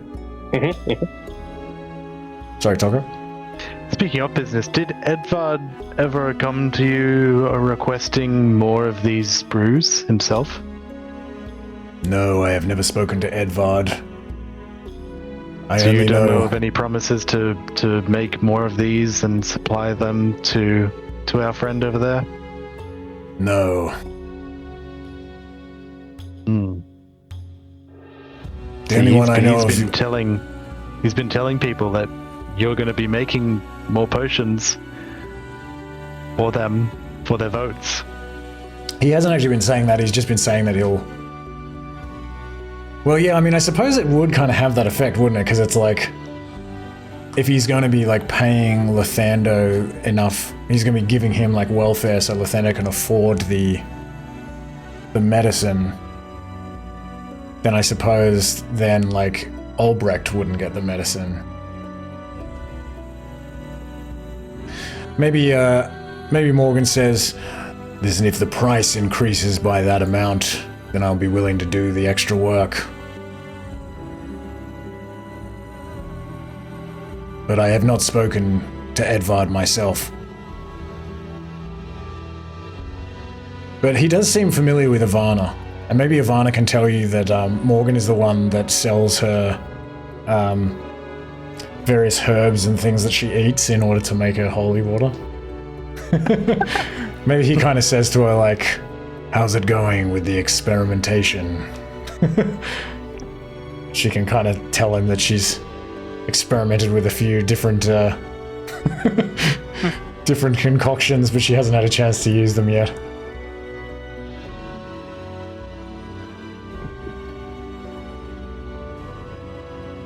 Okay. Thank you for your time, I believe, and if Edvard comes along, please, he's full of empty promises. We can tell you that for sure. Good to know. And thank you for your business, my gnomish friend. Oh, my pleasure. I appreciate you. I appreciate your gold. Alright, should we go on a 5-minute break? Yeah. Just one thing with the alchemy jug, can I please have that set to acid? Just producing acid on any given day. I think I can just choose. Do you have to kind of do it in advance? Pause the jug to. I think it just produces the liquid like as you use it, doesn't it? Yeah, but I think you can only pick one liquid a day. So okay. I guess I think I would like acid just as the default. But I don't think you have to choose until you use it, do you? I think you can just kind of pull it out and use it, and then say I want to use acid. I think you can just use in any given scenario. Oh, that's so useful. You can you take an action and name one liquid from the alchemy jug liquids table to cause the jug to produce the chosen liquid, and then afterward you can uncork the jug as another action. Oh yeah, okay. No, I see what you mean. It says once the jug starts producing a liquid, it can't produce a different one until the next day. So you can't use acid and poison in the same day, I suppose. Yeah, but I guess I just thought you might as well just decide what it is when you choose to use it. True. Yeah. I do see now that it actually takes 2 actions, one action to determine what it is and one to use it. So you could use the action now and fill it up with acid, and that way if you're in combat you only have the... Yeah. Okay. Yeah. I would like to preemptively just have acid. I think that would be probably the most useful thing. All right. We can say you have some preemptive acid. Awesome. You never know. Seems like a good bet. All right. I'll see you guys in 5.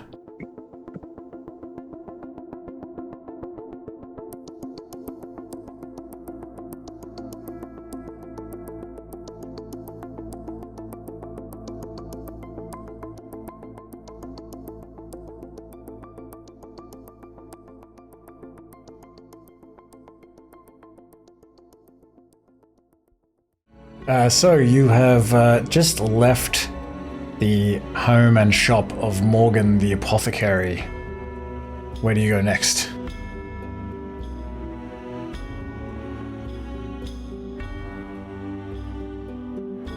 Do we want to ask why the dog herder is buying all this medicine?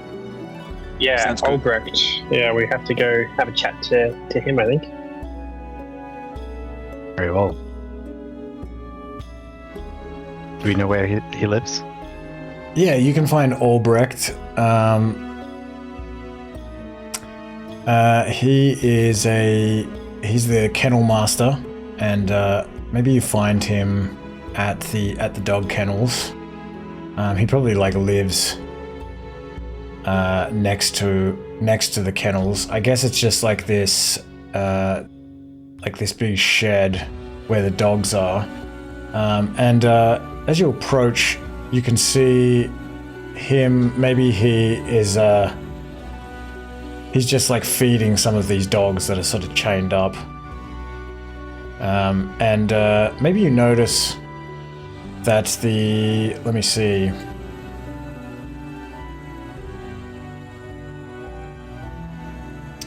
Yeah, you notice that this shed or this barn, it looks like it's like partly collapsed, like there's like a hole in the roof. And he's kind of just standing at the front of his house, just this like stone house. And he's feeding these dogs. He doesn't notice you approach.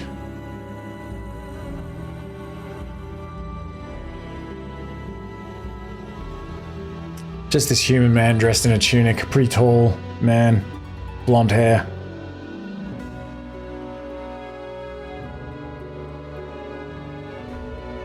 And he's just like talking to these dogs like, yeah, there you go, yeah, get something to eat. Hello, hey, Albrecht. Just like stands up, kind of turns around. Hello. Tokra. Haven't seen you around for a while. Who are your friends? This is a couple of my good friends here. Been hanging out with them recently. Teddy Broomsticks. Nice to meet you. Vakos. My name's Albrecht. Good afternoon. What can I do for you? How have how's the dogs been lately? Keep it healthy? They've been okay. Cold. I've had to bring them inside because of the barn roof collapsing, as you can see. But otherwise, they're okay. Yeah, and yourself? You've been staying fit and strong. You look good. Staying healthy. Thank you. Yes, I'm okay. Can't complain. Why do you ask? Oh, we just heard you were you bought some. You were in the market for some medicine. Like, I was worried. I thought I'd come over and check out if you're okay. You're getting a lot of this ailment to help pain. It's for my daughter. She's been quite sick. I'm sorry to hear that. Thank you. Yes, the Morgan's medicine, it's the only thing that helps.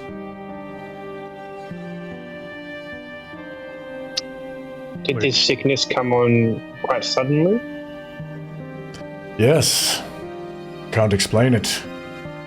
It's quite strange. She's always been a strong young girl, but she's broken out in hives. Her eyes are red and watery. She's been sneezing and coughing.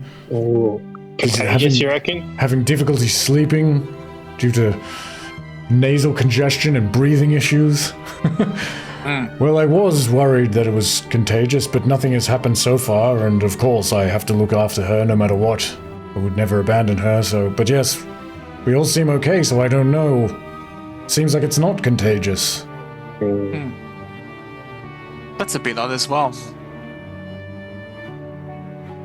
It is. You think something viral would actually be contagious? Yes, sorry to hear about that. That's when one's sick, when you're young, one's sick, everyone's sick. That's it. I mean, it's just everything always happens at once, you know. First the barn roof, and then my daughter falling ill. How long ago did the roof collapse?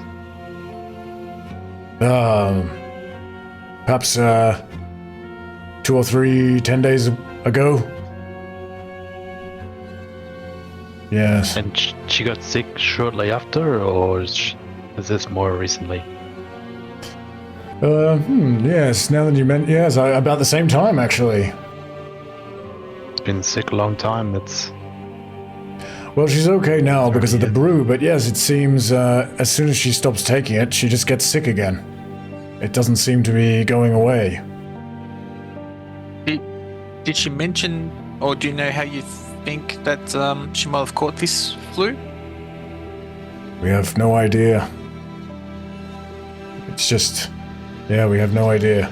You know, it's funny, she'll go out to play during the day, and when she comes home, she seems almost like she's better, she's feeling better, but in the night especially, she's very sick.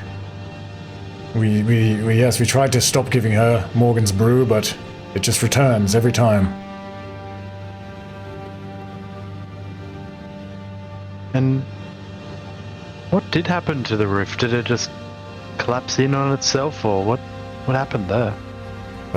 Well, Emiliya, the town roofer, she promised to fix the roof of the barn, but she keeps delaying for some reason, and then it collapsed, and I can't leave the dogs in the barn in the cold with no roof. They'll die, and they are, of course, our livelihood, so that's why I had to bring them inside. It's, all of us living in there together, it's a bit crowded, as you can imagine, but, it's a good thing in a way, I suppose. It, comforts my daughter. She loves the dogs. But yes, Emiliya, I don't know what she's doing. She keeps saying she'll fix it, and then she doesn't do anything. And where is your daughter's bedroom, place of rest relative to the hole in the roof? I'm just trying to get my head around if there's a potential connection. So the hole in the roof is like in this barn that's like next to the house. Oh, it's not. Oh, sorry, it's not part of the house. Yeah, it's like the roof collapsed in the barn, so he brought the dogs into the house. Mm-hmm.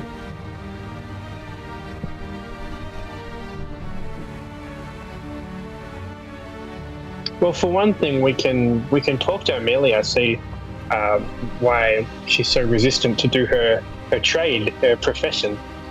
Doesn't seem like that quite adds up either. Indeed.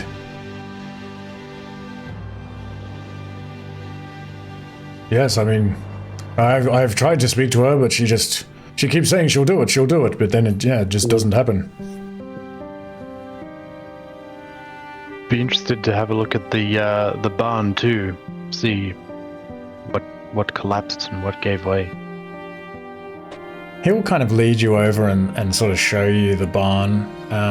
It doesn't look like anything interfered with it or anything like that. You don't find anything suspicious. It just looks like it's a bit old. Just the roof kind of caved in, just lacking in repairs. Does it look like unskilled labor could try to fix the roof? Maybe, but it'd take like quite a long time. Mm-hmm.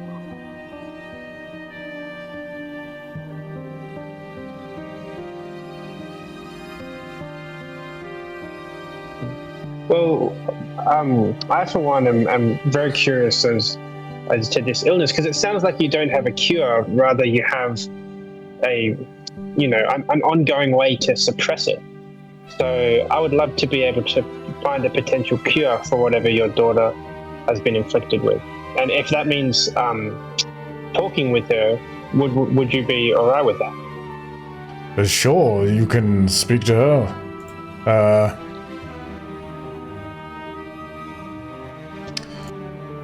I'll just go and get her. I think she's inside, actually. He'll go inside and come back with his daughter. He says, While they go inside, Teddy will just turn to Tokra and Vakos and say, now I have not got a good track record here. So, if you guys want to take over. Do we still have that telepathic connection still? Is that broken? Yeah, so that's a feature that I guess I have to instigate it. Okay. Yeah.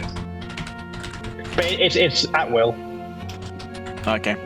Because I might be able to help the girl, but it might be tomorrow morning issue after a long rest. Mm-hmm. Or a short rest. Okay. I mean, it sounds to Tokra, sounds like they just need to move home. Like she's only getting sick here. When she goes out for the day, she feels fine. Yeah. Comes home sick. Maybe we can even rent him a room at the inn with Maggie for like a staycation, they call them.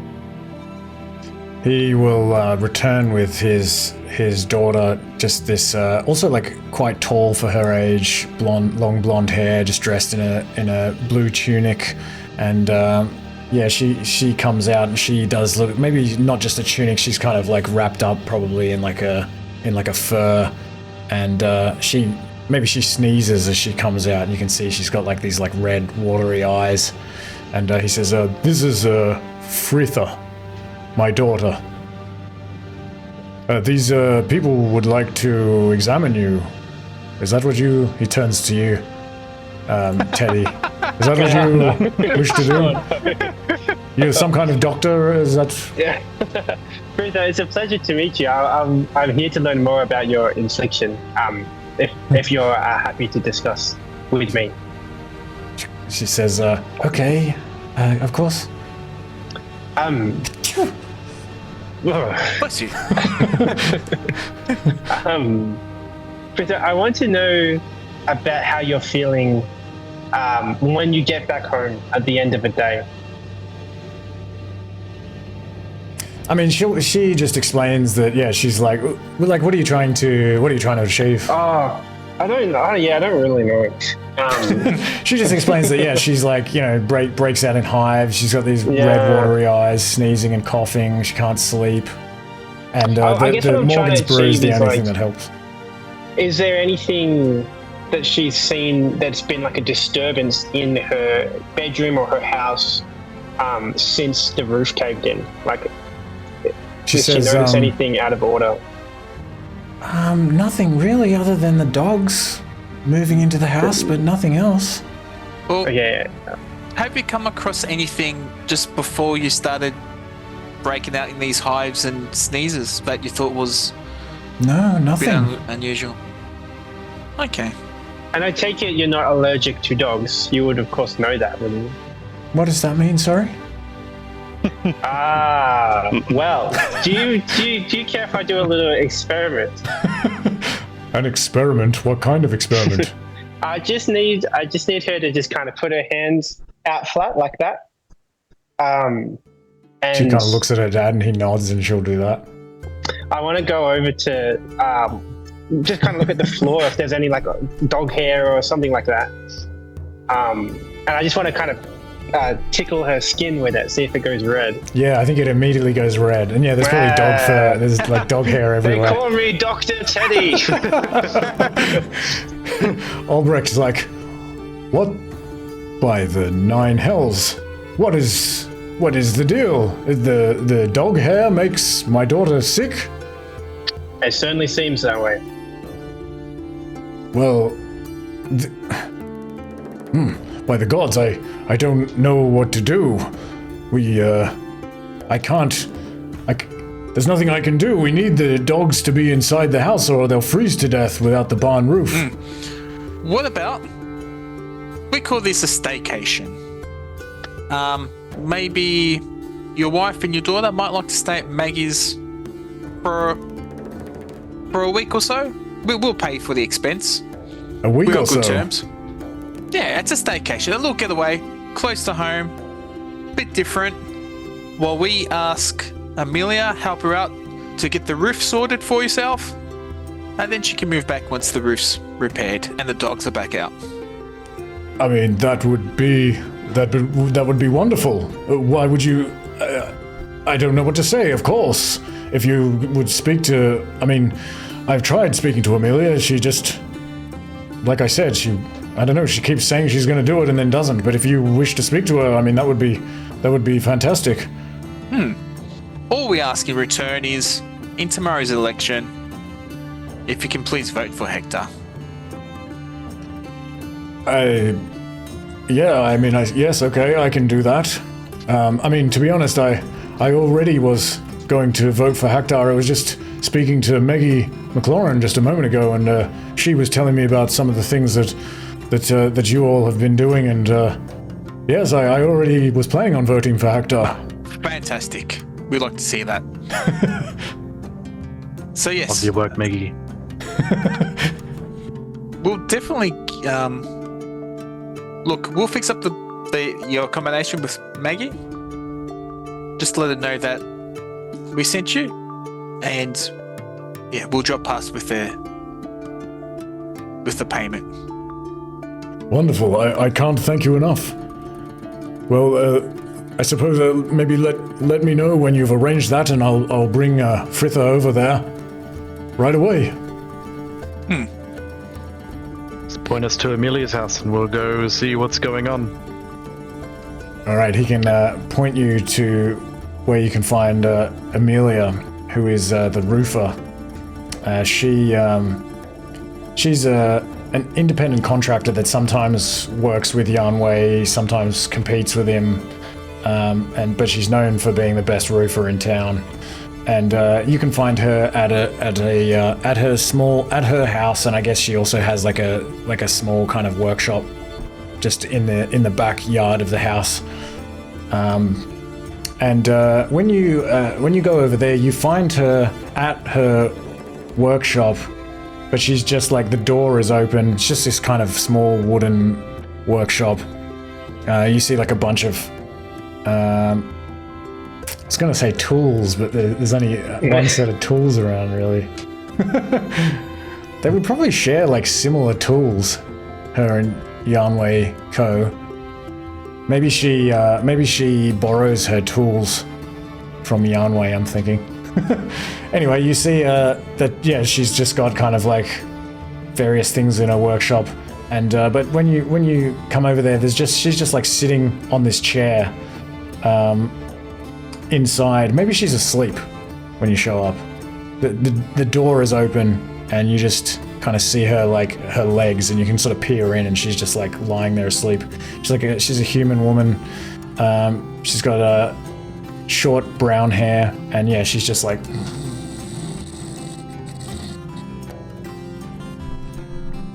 I think I just do a big knock on the door. Dunk, dunk, dunk. Hello. She'll kind of startle. Hello. Hello. Hi. Sorry to wake you up. Who's there? What do you want? I was sleeping.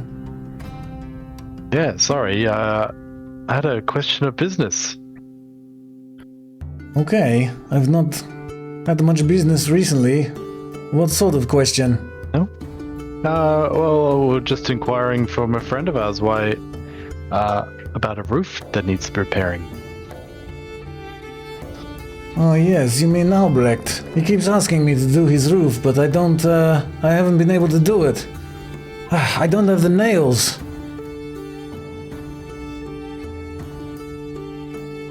Is there a shortage of nails at the moment, or what seems to be the issue with supply? Don't get me started, is at Banyu. Banyu is no good. He's the blacksmith. He hasn't had nails to sell me for several 10 days. He's probably gotten himself into some kind of financial trouble, but he refused to admit it. And if I don't have his nails, I can't fix the roof. It makes perfect sense. Is there... No, that's fine. And I was going to ask if there was some temporary measures you can put in place until the roof's fixed, but... Not much I can do without nails.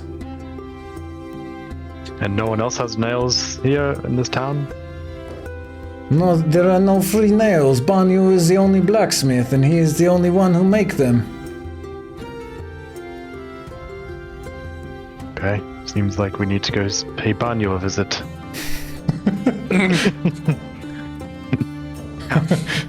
Okay, you can go and find Banyu the blacksmith. He's easy to find, and maybe he is kind of hammering away at some sort of metal object. When you reach him, he's just in this like open air smithy with like a straw roof and just like wooden like supports, and he's just in there with this like hammer and this anvil and tongs and this furnace and everything, just ting ting ting as you approach. He looks up at you as you arrive. Oh, hello. How are you? What can I do for you? You need something fixed, or you need some equipment or something? Maybe some new weapons or something? Kind of like looks at some of you up and down. Looks at your weapons. Yes, weapons. He's just this kind of like short but muscular dude dressed in like overalls. Have you been keeping quite busy? How's business like today? Oh, well, been in the last 10 days or so. It's not too bad. You know, it goes up and down. We're just traveling around town, talking to some of the locals, and we're just speaking to Emiliya, and she mentioned that, there's a shortage of nails. We're trying to help a friend of ours. Oh, yeah, I haven't been able to make any. Have you been able to make other things? Or yeah, various just not been things. making nails? Yeah, I just can't get the iron, the specific iron I need to make the nails. Came to the right guy. This guy knows all about rock and stone and iron. Where have you been sourcing your iron from? Well, I usually would buy it from I usually order it through the AWMC. I don't know, it comes from different places. And they've just been out of stock. Sometimes from Fireshare. No, I've got other things to do.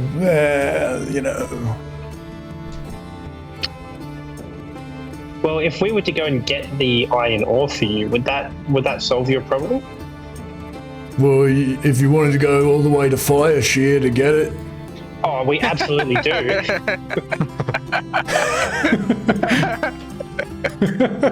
I mean, you definitely don't think you could do that and continue to campaign on behalf of the Andromas. He kind of is like a bit red in the face, you notice, as you've been talking to him. He's started to sort of blush a bit.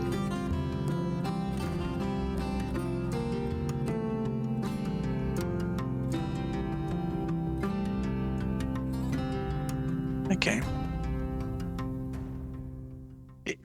So, is it only the iron ore that you're missing to make these nails, or is it sort of on your to-do list and you haven't gotten around to making the nails yet? No, I mean, I'll do it. He kind of like blushes again.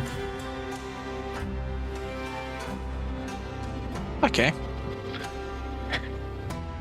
Could we put a special request in that gets added to the top of your list? Oh, yeah, sure, I'll do it. Yeah, no worries. No, that's very much appreciated. Thanks for looking after us. You know what? We appreciate you. Oh, thanks. Yeah, it's nice to be appreciated. That's the little things. Maybe we're going past Maggie's later on. You know what? We'll put something aside for you at the bar. If you feel like a cold drink, make yourself at home. Tell Maggie we sent you. Thanks. Why would you do that? You helped us with the nails, and we like to repay that. At least we can. What do you mean I helped you with the nails? I haven't done nothing yet. But we have faith that you're going to put these to the top Well, of your to-do list. What do you mean? I mean, I'll do them eventually. I don't want to owe you any. I've already got enough. I don't want to owe you any money. Oh no, you're not owing us money. Could you whip up some nails for us this afternoon? Oh, like no guarantees. I haven't got the materials.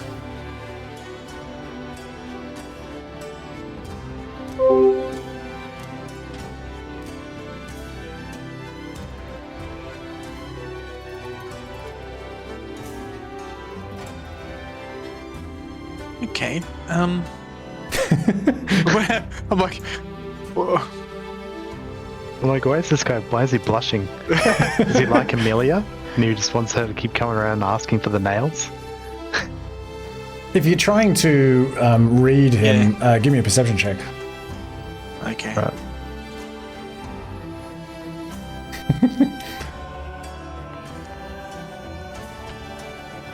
Cool.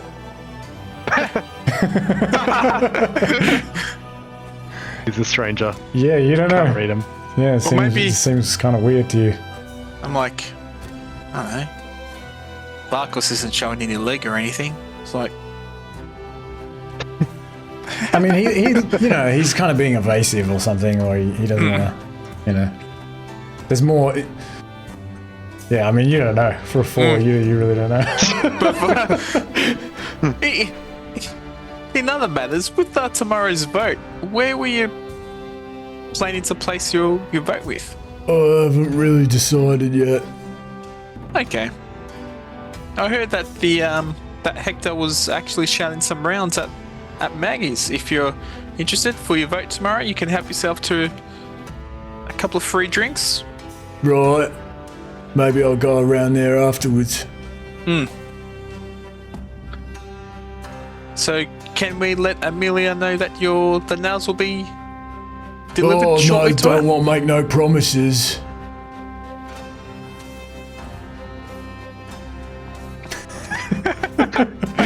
Has Emiliya paid you for these nails yet? No. Well, up front. No. Yeah. Nothing up front.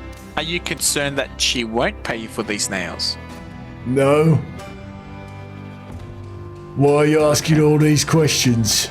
No, He kind of just to like help her blushes out. again.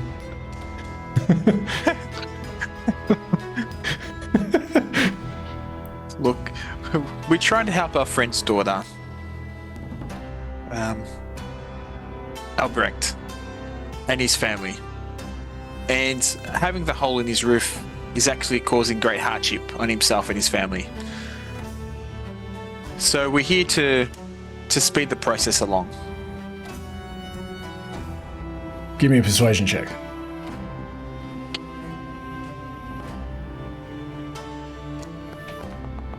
Hey, He says, "Oh, really? Well, yeah. Well, here's the thing. I do want to admit it. I'm kind of a bit embarrassed about it, but I can't afford to make the nails. Can't afford to buy the iron that's necessary for them, because well, I have a bit of an addiction to playing dragon chess with Luthando Abuchi, and I'm in for a fair bit of gold. And every time I make a bit of gold, I have to pay it to him, and so I don't have the money. I can't help myself, it's an addiction, and he beats me every time." nah. We might be able to sort your problem out. Well, what do you mean? We might be able to convince Luthando to wipe your debt. Why, my debt is 70 gold pieces. Or maybe a little bit. Maybe part of your debt. Maybe part of the debt. Well, if you Didn't want... realize you were that bad at chess. Oh, Luthando's really good, what can I say? Maybe instead of betting, maybe pay for lessons.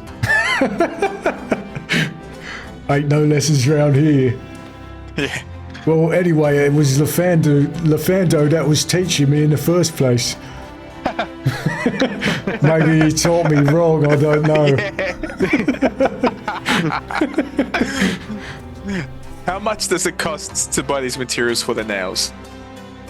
Well, actually, it's pretty much about the same price, about 70 gold pieces.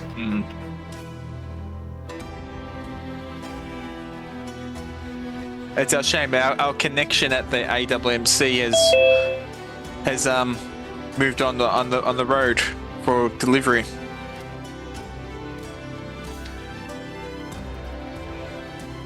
Oh, you mean Petra? Yeah, Petra. We helped her out earlier today. Right. You do seem like helpful types.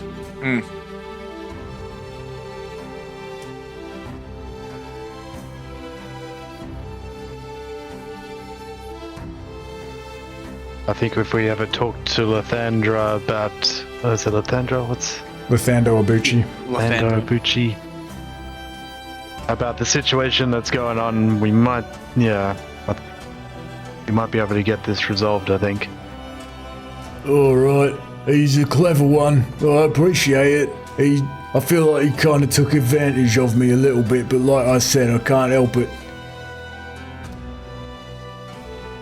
You guys figure out why the blacksmith was blushing?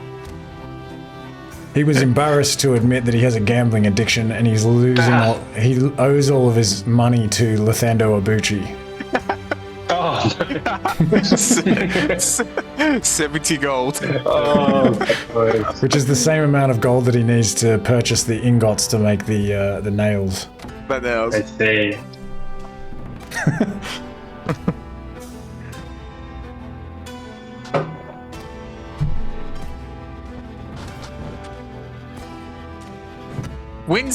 How often do you play with Luthando? Well, I haven't been playing with him as much recently because I can't afford it. That's probably a good thing. That's probably a good thing. Okay. We'll have a chat to Luthando. We'll get back to you. Alright, I appreciate it. Get those nails ordered. Alright, you can go back to find Luthando still in his rocking chair, smoking his pipe. And he's like, "Oh, welcome back. Did you speak to Morgan, the apothecary, about my medicine?" Yeah, yes, he's a lovely fellow. But we ended up... Kind of, but yes, okay. Yeah. We ended up around at Banyu's place, just having a chat. He says you like to have a game of dragon chess with him. That's right, old Banyu. He always loses. He can't help himself. Yeah. I tried to teach him, but he'd pay no heed to my lessons. Have you been taking advantage of him? He's No. with his addiction. No, he likes to play, so do I. What harm is there in that? Is gold also necessary to exchange while playing with Banyu? A bit of a wager raises the stakes and increases the enjoyment, gets the blood flowing. True. You do have a lot of stakes at your end. He has no stakes. What comes around goes around. What do you mean by that? Well, to help you with your medicine, pretty much Banyu needs to supply nails to Emiliya to fix our roof. What? I don't see the connection between that and my medicine. I'll explain the connection going backwards. It's a bit of a long story. I'd say take a seat, but you're already sitting. Wait, stand up for a minute? Okay, sit down. He kind of scratches his thinning hair. I don't really... this seems like a very tenuous connection to me. So... well, it's really your decision now. If you'd like some more medicine to help you with your pain, you know, if you could ignore the debt that Banyu owes you. Ignore the debt? Or maybe he can pay you back in some labor. Look, a man of your age needs to maintain your house. Maybe he can sweep the porch, clean your dishes, go to the local trade stores for you. Give me a persuasion check. Okay. I'll try.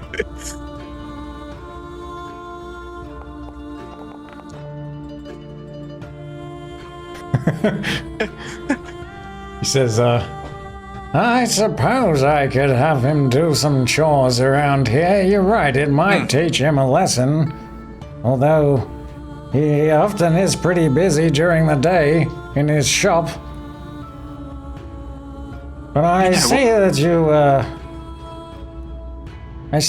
you feel it. Wait, so if he makes the nails for Emiliya can fix the roof for Albrecht, and then Albrecht doesn't need my medicine. Correct. That's right. And then there'll be more in stock for you. There'll be less demand, more supply. Well, as long as I can hold that in my mind, it does seem to make sense to me. Okay, perhaps I'll give old Banyu some leeway. See if that works. Thank you. That's very thoughtful. You know, what about if you teach Banyu how to improve his game, then he can go across the road and play Albrecht and beat Albrecht on your behalf? Oh, that's an excellent idea. Why didn't I think of that?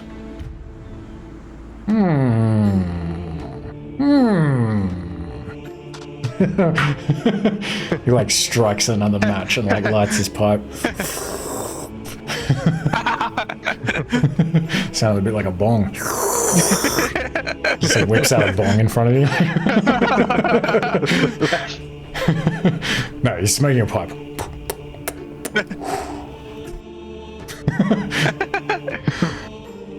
He says, well, I appreciate you looking into this matter for me. Isn't that your slogan? Appreciating everyone? Yes. Almost everyone. And it's We a very... preferred you and your second-hand smoke. Oh, sorry. Jeez. What are you, one of those non-smokers? No sarcasm here. Luthando, look at old Luthando. I've reached the age of 58 and I've been smoking all my life. No, I'm just joking. But I tell you what, I'll vote for you and I'll have a word with some of the other elders as well. I see that Hector and his agents can get things done and have some good ideas.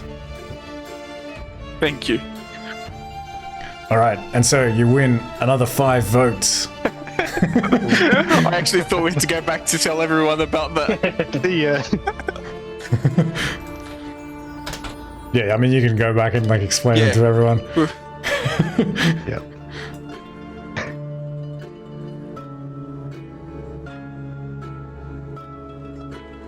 Alright.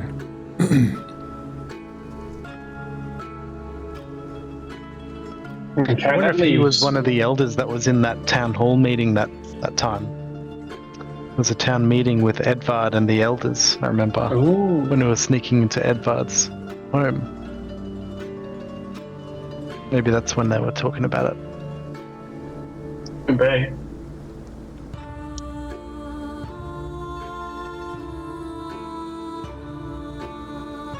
Okay, well, I guess that leaves us with Shandar Shroff. If we want to, get the rest of these boats locked in. Still got a couple hours of daylight left. Mm-hmm. Talk about a productive day. Yeah, it's probably like 3 in the afternoon. I So you could can, go for a nap, but we'll keep going. You just go and have a rest. Stop for a tea. Mm. That Maggie. Alright. Wait, do you actually need to take a rest? No. Okay. Alright, so Shandar Froth has been described as a logger, a shield dwarf logger with a red beard. He's apparently only lived in Good Mead for a few years, and despite his loyalty, his apparent loyalty with his friends and the other loggers, there are some people who consider him rather untrustworthy. And Hector, when you spoke to him, he advised you to look for Shandar at his 2-story house on the west side of town, where he lives with 5 other of these loggers. And so you head over and knock on the door. And you hear a reply from the other side of the door. Who's there? It's this kind of like, sounds like somebody that they sound a bit cautious or something. You kind of detected in their voice. What do you want?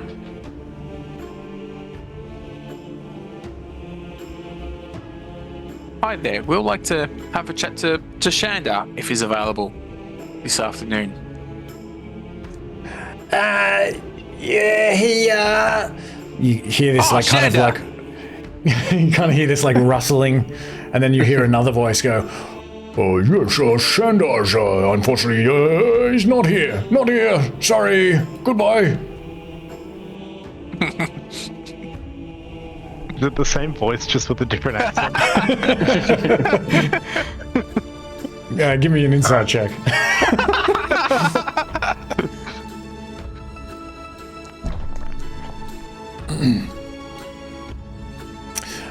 No, it is just the GM attempting to do 2 different voices. Okay. Poorly. You think it's a different individual. Okay. You can, in fact, you can hear a bit of clutter from the other side of the door, and it sounds like there's like at least a couple of people in there, maybe. This is Dr. Teddy Broomsticks at your service, and we're currently trying to track potential. We're tracking a contagious virus, and we have it on good authority that Shandar may have been in contact. And I think it's for his own best interest that we assess him and make sure he's not sick. Sick, you say? You hear this like talking behind the door. Like, sick, apparently. What? One of the symptoms is denial. He'll say he's not sick. You hear maybe some kind of stomping in the house, like somebody like kind of going up some stairs. Maybe you even kind of see, maybe there's like a window on the side of the house. You kind of you think you see like a silhouette sort of like walking up some stairs. And you hear a little bit more of this sort of commotion behind the door, and after a moment you hear these footsteps coming back down the stairs, and a little bit more of this whispering, and then again you hear the second voice that you heard. Oh no, he's not here. Not here. Sorry, we had to look. You'll have to look elsewhere. Goodbye. Well, can you please tell us where he is, because this is a matter of life and death right now, and I would hate for Shandar to pass active carelessness. We'll have a look into that. Don't you worry. We got it. Thank you. Damn.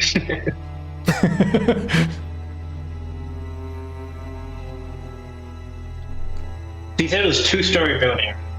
Yeah. Is this the only entrance that we can see easily? It's a fairly big house. Do you want to sort of walk around it? I think so.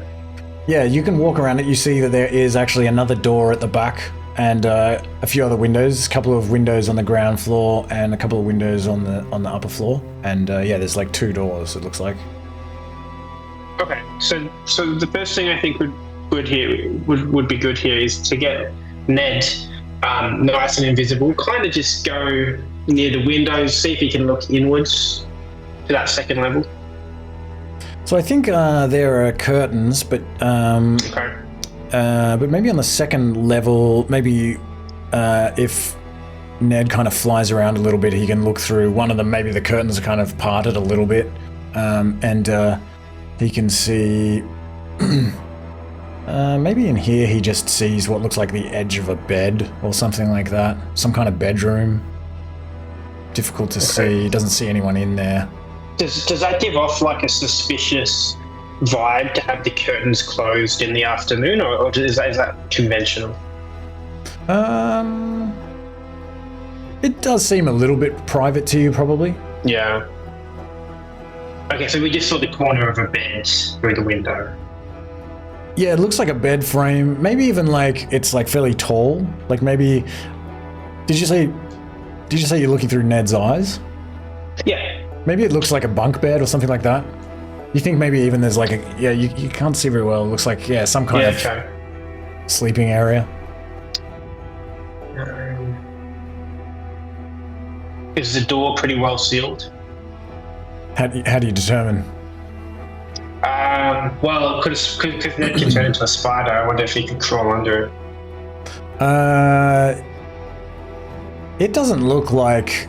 It's just it's just like a wooden door. There'd be a gap under the door. I think it's not that well sealed. Well, I might use my psychic mind to talk to Tokra and say, should we send Ned under the door? Can I respond in?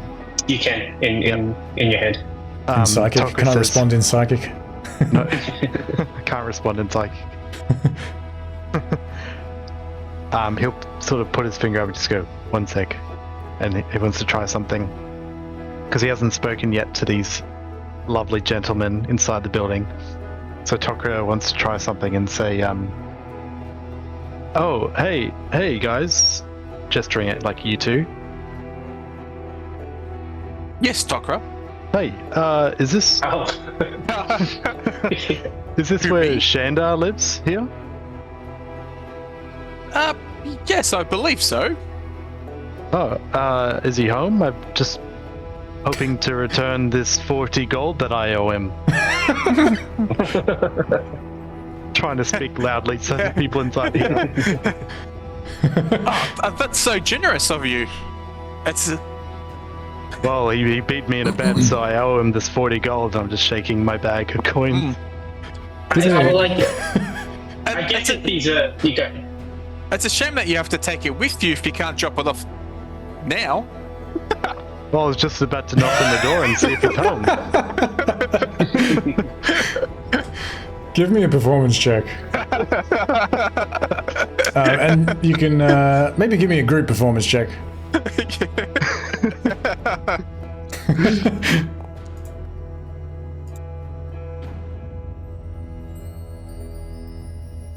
Hell yeah, I rolled. Oh, that's good. Oh, wait. Oh, I think I'm having that issue where I can't see the rolls. Let me see.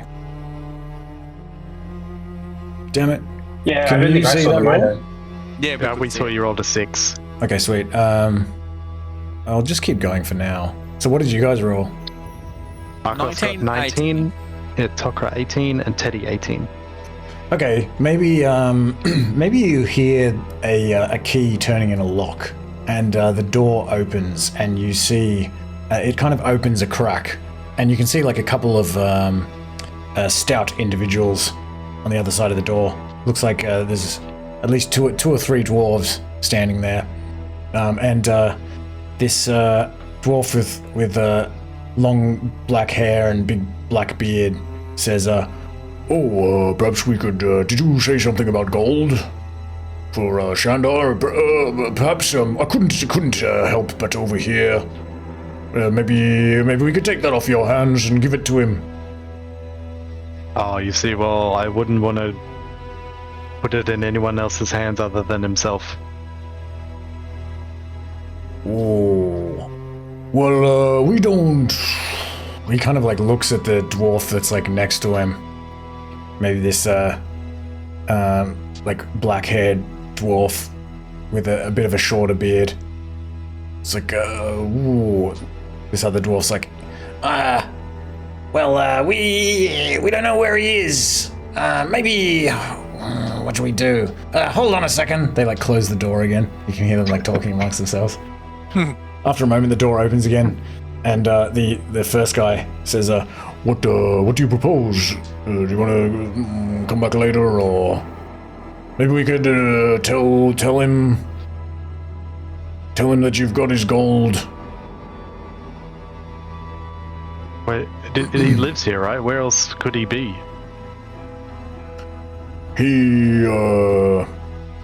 We haven't seen him. Yeah, he left. Don't know where he is.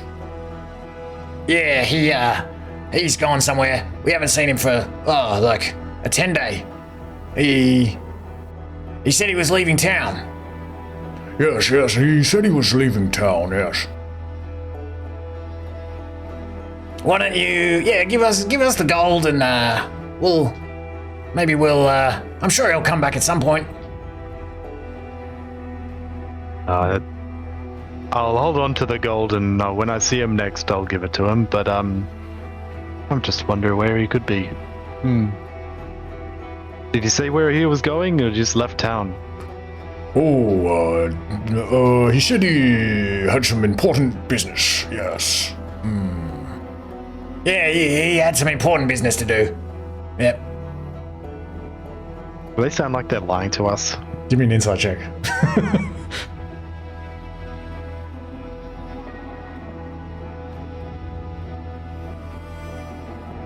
13. 13. They definitely seem like they are not telling the truth. Okay. I was ready to go looking for it. I'll pull my maul out and say, look. Ooh. Hey, what you doing? I don't want to owe Shandar money. I appreciate if you just told me the truth. Give me an intimidation check. Cool. And that one. And that one. Oh, no. You've got inspiration as well. Do I? Yeah, I gave inspiration to everyone. Oh, hell yeah. Okay, let's do it. Let's roll again. That's better. What was it? 16. 16. Yeah. They slam the door and you hear the key lock again. Fuck. Guys, I think Shandar is dead inside that building. Maybe if it gets a bit heated, they have to leave the building.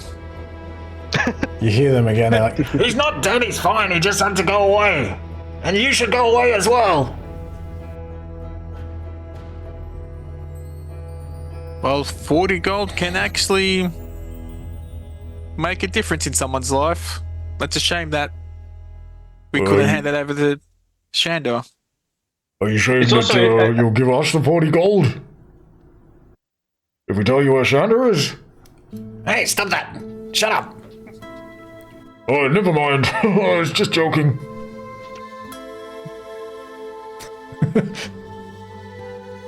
How about I don't use this maul to break your door down if you tell me where Shandar is? I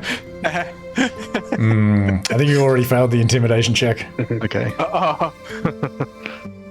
Teddy will psychically communicate with Vakos and say, we do have the Ned invisible spider classic we can fall back on if we do want to see what is in the building. Damn, a quick reconnaissance. Sounds Okay. good. Okay, so we'll get Ned to sneak in under the door as a little spider. All right. You hear this loud stamp. No, I'm just kidding. But do give me a stealth check Sure. as Ned.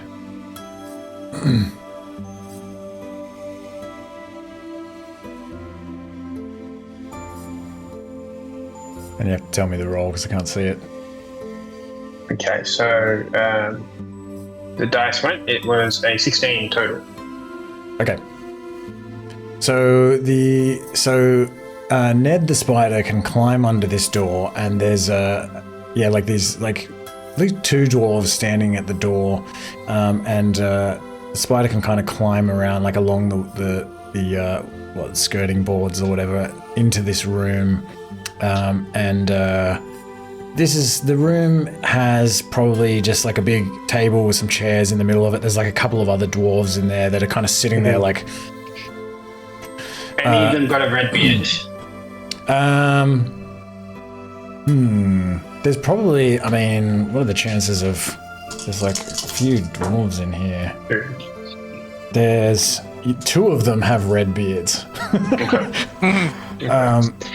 And there's also, like a hearth.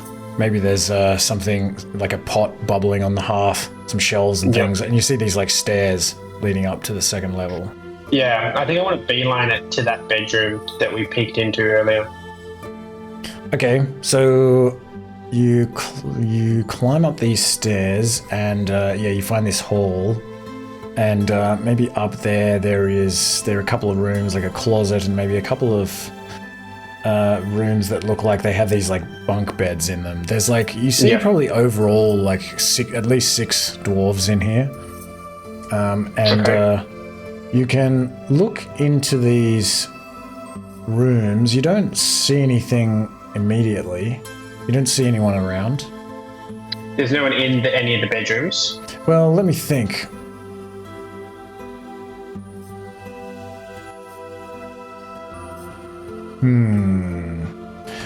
You see, let me see. No, there's nobody upstairs that you can see, but there's a fair bit of furniture up here. There's like some bunks, there's like closets, dressers, there's a bunch of stuff on the ground, clothes on the ground. How thoroughly does the spider search?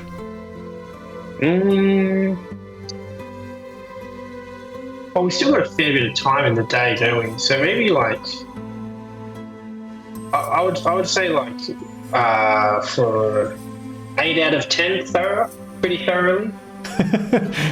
Okay, I mean, I guess because it's a spider and it can kind of climb pretty much anywhere, it is able to. Is it going in closets and things? Yeah, because this under beds. This is our last constituent, so I think we can invest a bit of time. All right, I think the spider at one point will be able to climb into a closet. Maybe it's like a built-in wooden closet, and there is like this big bundle of like clothes and sheets and things in this closet, and you can see what looks like it's breathing. It's moving slightly, and you even see maybe a boot sticking out of this pile of clothes inside the closet. It looks like there's someone hiding in the closet. Okay, so I'm going to assume that our party is now like gone away from the front door and is in safe talking distance. Okay. And I'll just communicate everything I've seen. I think also in the closet. I think also while you're up there, maybe one of these dwarves also comes like plodding up the stairs and comes into this room and is like, Shandar, they're still there. Just keep hiding. And then like goes back down the stairs again. So you're now pretty confident that Shandar is in there. Sure. Okay, hiding in the closet. Okay, that's great. Ned's gonna get out of that house before any trouble happens. All right. So he's in there, guys, but we've tried 2 methods of allowing ourselves in, and if money or life or death aren't going to do it, I'm out of ideas. You must don't know why they don't want to speak to us. Been very friendly. Yeah.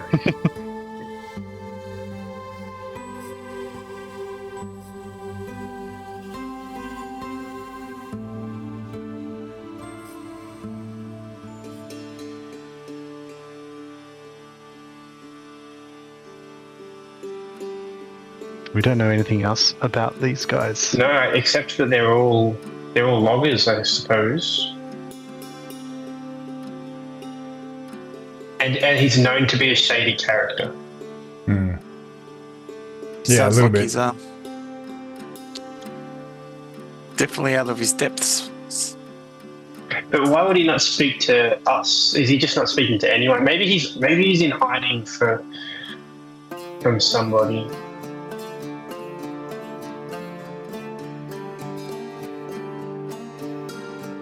But I don't think we're going to be able to convince him to meet with us. Your telepathic connection, do you have to see them? Or I will confirm.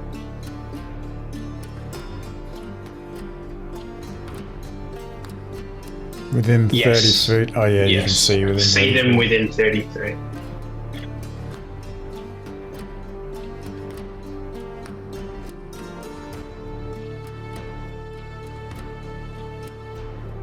So unless I creep up the window and peek into the window and wait for him to leave the cupboard and just get a little peek, I think that's quite unlikely.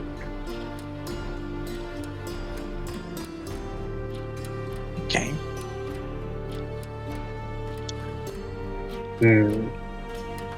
How many were inside altogether? Was there 4 dwarves? Yeah, how many? You counted Chandra? 6 plus Shandar. Chandra.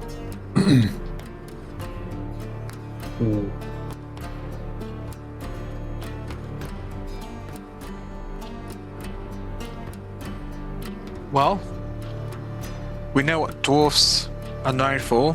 What about we go to Meggy's, buy a couple of barrels of ale,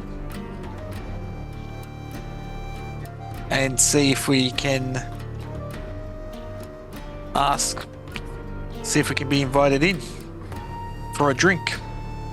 Yeah, I mean it can't hurt. I'm skeptical, but we've got to try something. You want to buy barrels of ale? How much is that for you at? I don't know. Keep talking amongst yourselves. I'll work that out. How many barrels could Tokra carry at once? Good question. My carry capacity, I think, is bigger because I'm a Goliath. Ah, yes, one size larger. My carry capacity, yes. Your jug, you can't change it now that it's acid. You can't. I don't suppose you could produce beer from it anyway, could you? Oh, that would have been so good. Once the jug starts producing a liquid, I've already said that it's produced acid. Oh yeah. Came back to bite you after all. Yeah. I should have asked. I was going to say, can you just go around the corner, pour it on the snow or something, and just like melts away, and then like, oh, mead. No, because it's like once a day, isn't it? Oh, once a day. I have Morgan's brew. I have a bottle of the brew, which they might like to use recreationally.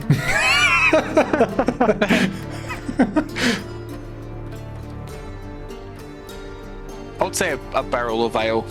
I think that's reasonable. I'm just trying to like get like an approximate idea of like the price of a barrel of ale. I mean, I also don't know if Maggie would exactly. I mean, I guess she would. You've helped her out plenty. Let me see. Yeah, I'm all out of spells as well. Otherwise, I could try to be charming.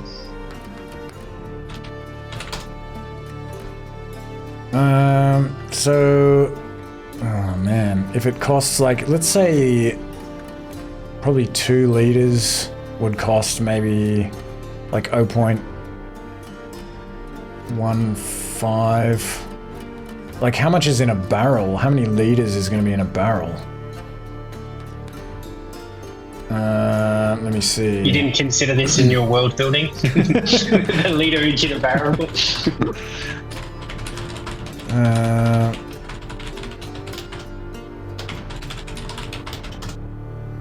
How many standard drinks in the barrel?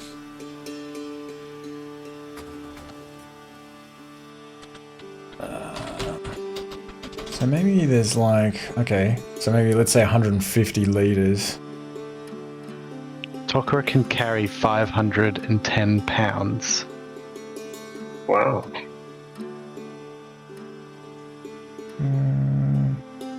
Oh, he's got 29 pounds of stuff on him already, so minus 29. He can carry 481 pounds of ale. So it'd probably cost you about 20 gold pieces, you think? And Okay. as far as like whether you can carry it, yeah, I'd probably just sort of, let me see, like Tokra is not even carrying all that much. I'd say like, I would just probably work it out by just asking for a strength check, and just, if you pass, you can carry it. I think you can probably carry it. You've got this, where is it, this feature that makes you like one size bigger? Powerful build. Yeah, I think carrying. you can carry a cask. Yeah. I don't know if you can exactly carry two. Like, it's going to be like a big thing. Yeah. But No, you I can think definitely once- carry one. I think once. Oh no, what do you think, guys? Do you think it's worth trying to convince them? Before we spend the gold, there is one alternative, which is to touch base with our employers to see if they have some context to Shandar's situation. Because if we have the right information, there's a chance we'll be able to utilize that to get him out of hiding. Even if it's quite seedy, maybe we can ask Tane if he's heard anything on the street about Yeah. loggers.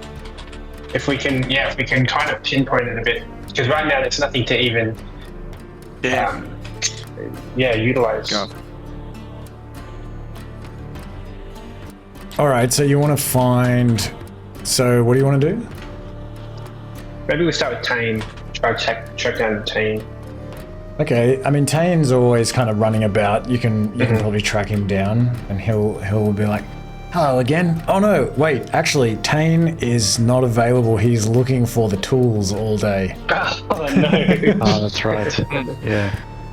Okay. I mean, you could find him. No, You can he find him found the as he's tools, kind of though. looking around. No, but that was like a flash forward because he spends like the whole day looking for. Yes, for okay. But he only goes and finds the tools in the cave, probably at the end, at some point later in the day, and then tells Yarnway about it. So he would still be like running about, like looking for these tools. It's kind of weird. We like know the future a little bit. So I think like you can. I think you can pull him up. He'll be like, "Oh, how are you, boss? I still haven't found those tools. I'm still looking though." I have a really good feeling that you're going to find those tools. Oh, it's as if you know the future. But it's. I'm glad you have faith in me. Was there something else? If you could, we have. We're on a slight detour at the moment. If you know anything about Shandar, we're trying to converse with him, and he's hiding in his house. He's not willing to talk to anybody. Excuse me. They're pretending that he's not even there, let alone denying any conversation. Do you know why he's so cagey at the moment? The only thing I know about him is he periodically leaves for some reason, and I've heard apparently he travels all the way to Targos, and then he comes back periodically? again.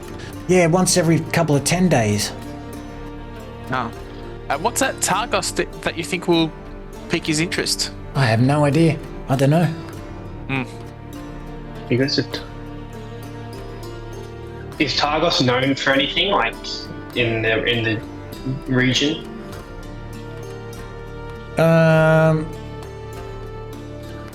He can tell you a couple of things that Targos is known for, but nothing sticks out to you as something that you feel would be relevant. Sure. Or you can't kind of zero in on anything that kind of makes you think like, "Ooh, that might be it." Okay.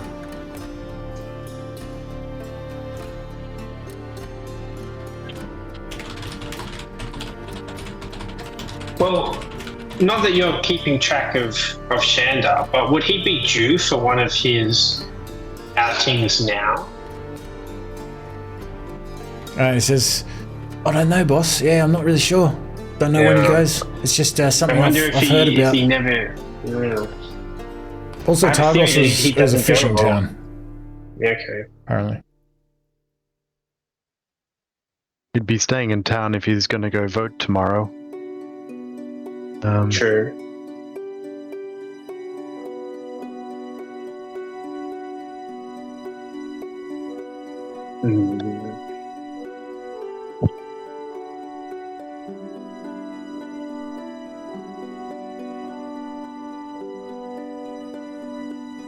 Who gave us the list in the first place? It was Gethrin Dawnbringer. Yep. Yeah, so we could always go back and ask our employers. I mean, they are probably also walking around town. True. So if you kind of look around for them, you'll find well, not Gethrin actually. I think Gethrin was trying to kind of stay out of it. You can see the Androma brothers walking around with Teeth Grinder. If you wanted to go and speak to Gethrin, you could go back to the eat, drink, and sleep. What do you guys think? Maybe Hector and Brachio might know something. A teeth grinder. Yeah, you can He's on the approach boss. the three of them. Maybe they're just about to like knock on a door of Oh. a small stone cottage. They kind of turn to you like, Hector's like, how goes it? How goes the campaigning? It goes very well, actually. Very well. We've secured a lot of names on that list we were provided, bar one, and we were wondering if you could give us any insight into Shandar Froth, our last target, for lack of a better word. We know that he's hiding in his house, pretending to be away. He's clearly scared of something or someone or something. Someone might be after him, but we can't prove trustworthy because he's not giving us a chance. We were wondering if there's some kind of context that you might know that might aid us in this situation.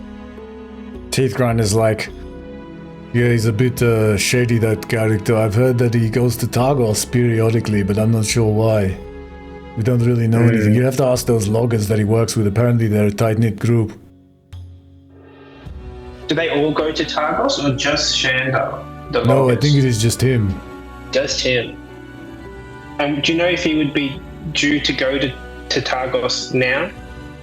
I don't Would you really know expect his schedule, Yeah. I can't say. But periodically is what, like once every 10 days? Possibly, yeah. Once every couple of Yeah. 10 days, something like that.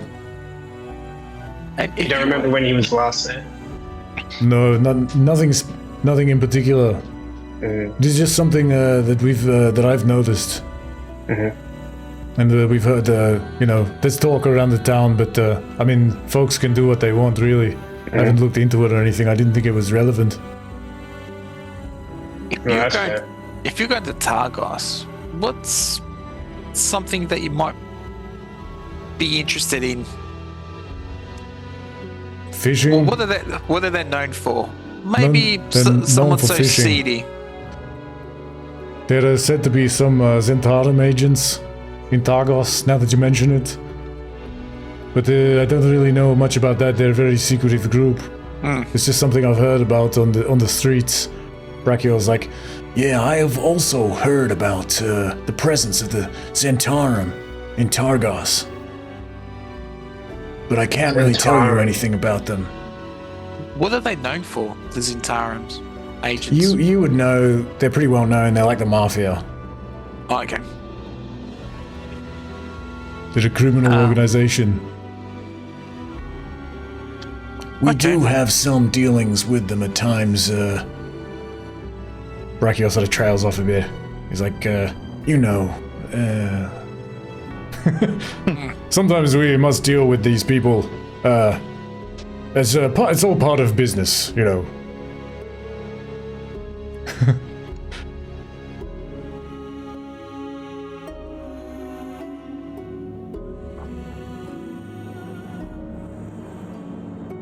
Shandar could be on the run from these people. Could be. I feel like that's a likely explanation.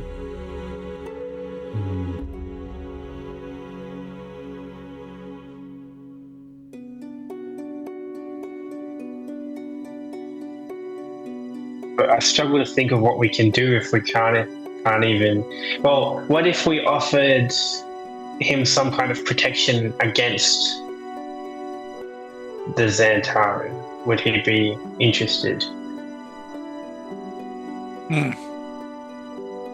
It's worth a shot. Knowing what we know with Edvard's meddling, I think a likely story is that Edvard's threatened him somehow, pretending to be this mafia, and it's caused him to go into hiding.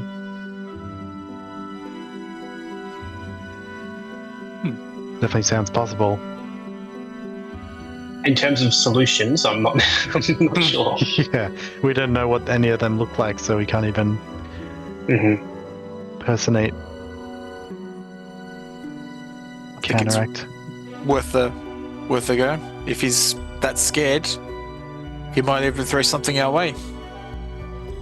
offer our protection. Yeah. Okay, maybe we'll. Oh, hang on, I'll be right back. Sorry, guys. No. Yeah. Well, we might head back to the Shandar logger house and see if we can repair our relations with them.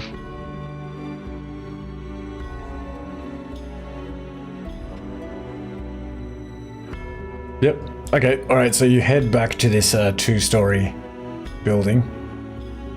You kind of walk down this path to the front door. And what do? Do you knock on the door again? Call in or anything?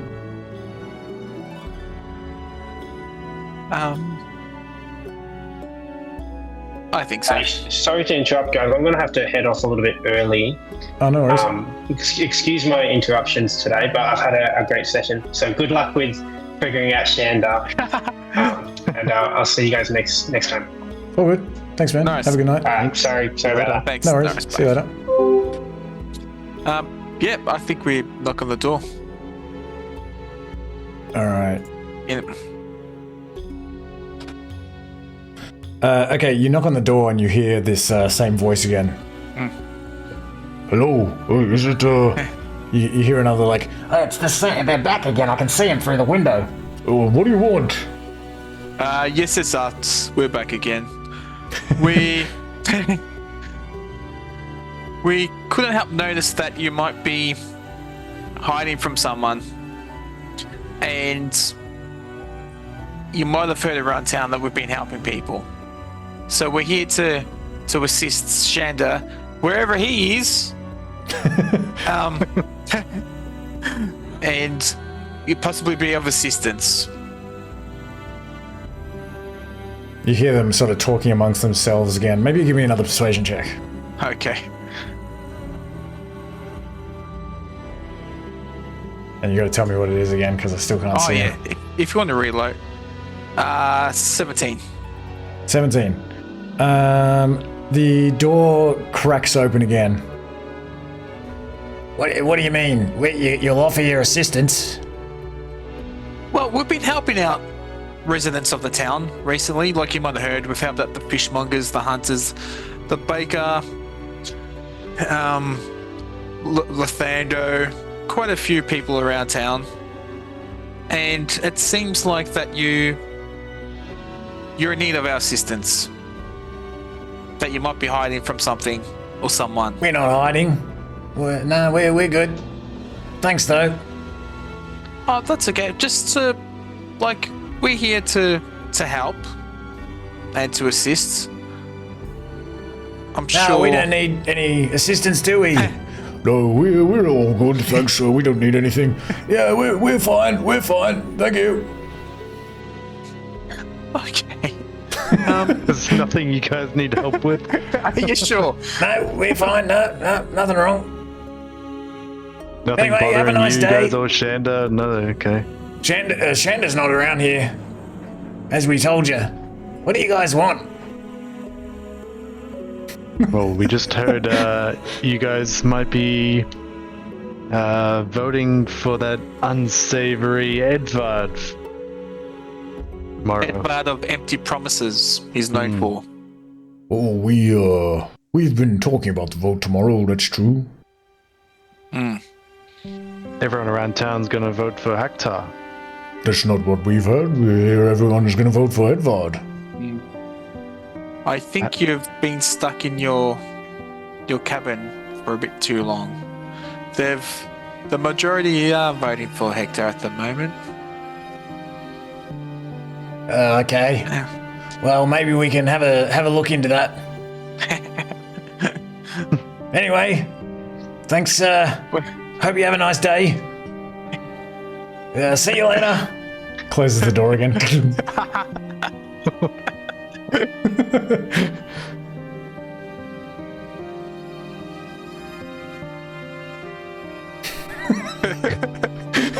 Okay.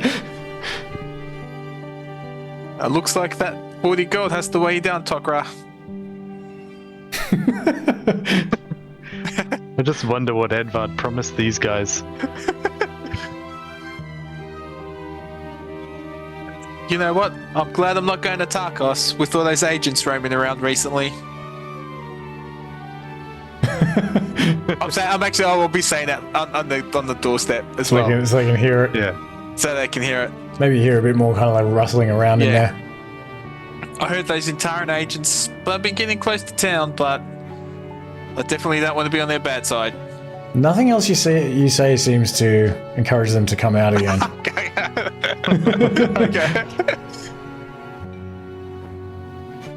But you know Shandar's in there. How badly do we want to see this guy? Like, Yeah. So, can we have a rough tally of votes? Are we in the mid-40s? You're at 45. Yeah. and you said there was what, 100? Yeah, there's 100 people. 100 people. Surely Haktar I was gonna say Haktar can get 6 votes. They have to get 6. You just want to bail on the Shandar froth? Look, I don't want to turn into I don't want to wreak havoc upon their abode. Yeah, I want to know why, like, the story behind it, but also I can't think of how to get in there without being super violent or like marching in. Or setting the place on fire Goes for them against to what run we're out. trying to do, yeah. Yeah. Yeah, I can see like sort of being aggressive is kind of antithetical to trying to get people to vote for you. Yeah. We'll give Emiliya some more business. We'll just punch a hole in the roof. Make our way in.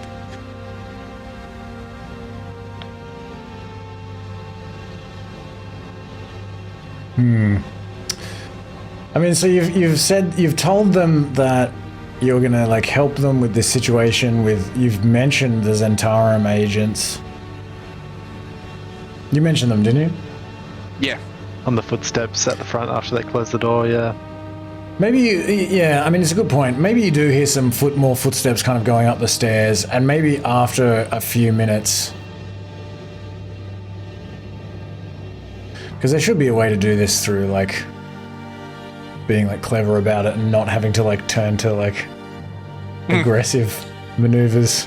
Maybe after a few minutes, the door will kind of open again, and maybe this maybe one of these dwarves is kind of like, oh, so you say you can help?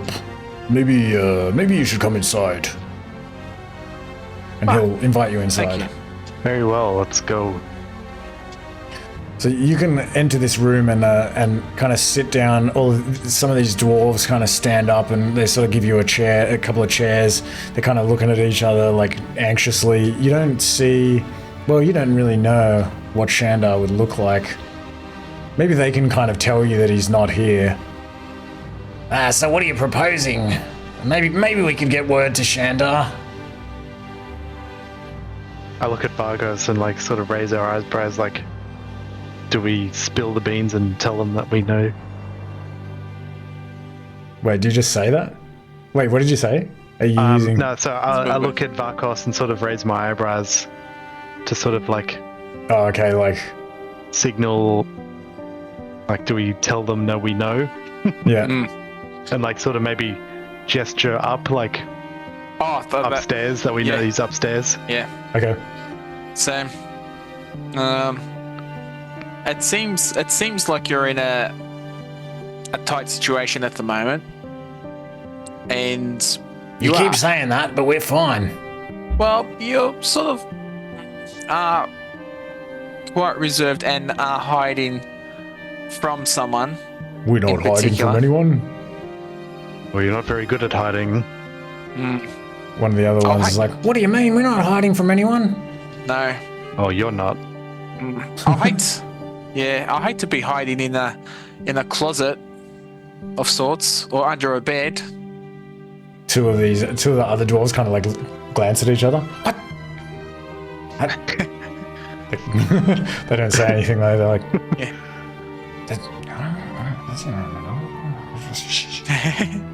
We, like we've mentioned before, we don't bring any. We're here on. well, what do you propose? You're saying that you can, you have something you can do about these Zentarum agents. I mean, I'm not saying I know anything or don't know anything, but I'm interested in what you have to say. But otherwise, we're not hiding. We don't have any problem. I don't know Okay. why you keep insisting that we do. We've been helping. We've been helping people throughout the town recently today, just to help secure a vote for Hector in tomorrow's vote. And we believe that you're in need of our assistance, and that you might have been promised empty. You might have been promised empty promises, or granted empty promises by Edvard. We haven't had any dealings with Edvard. Oh, I'm glad to hear that as well. All Someone with some brains, finally. Well, Or we you've- probably are going to vote for him, though. Oh, I take that back. okay. Why would that be? Well, he seems like a man of the people, and,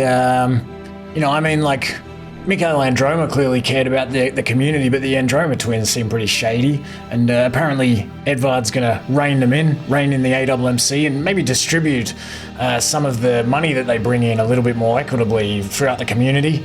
Yes, that will benefit all of us as well. So he seems like a good. He seems like a good choice, especially given how violent Hector has been seen to be at times, and Brachior. I mean, he doesn't even live here. He lives in Prince Shandar. I can definitely see your points, but he also caused the fish shortage as well. He's also caused the animal shortage from the hunters. He's tricked others out of the homelands. So, I do understand where you're coming from.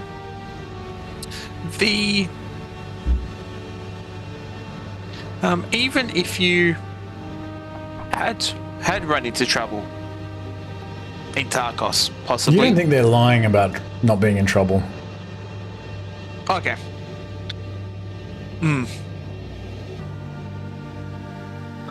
But you don't know if that applies Okay. to Shandar, though. Yeah. Okay. But you do know So- that Shandar's upstairs, and you've kind of like two of them are sort of like clued on to the possibility that you are aware of that, but they're a bit like kind of confused. But generally speaking, they're not saying anything. Okay.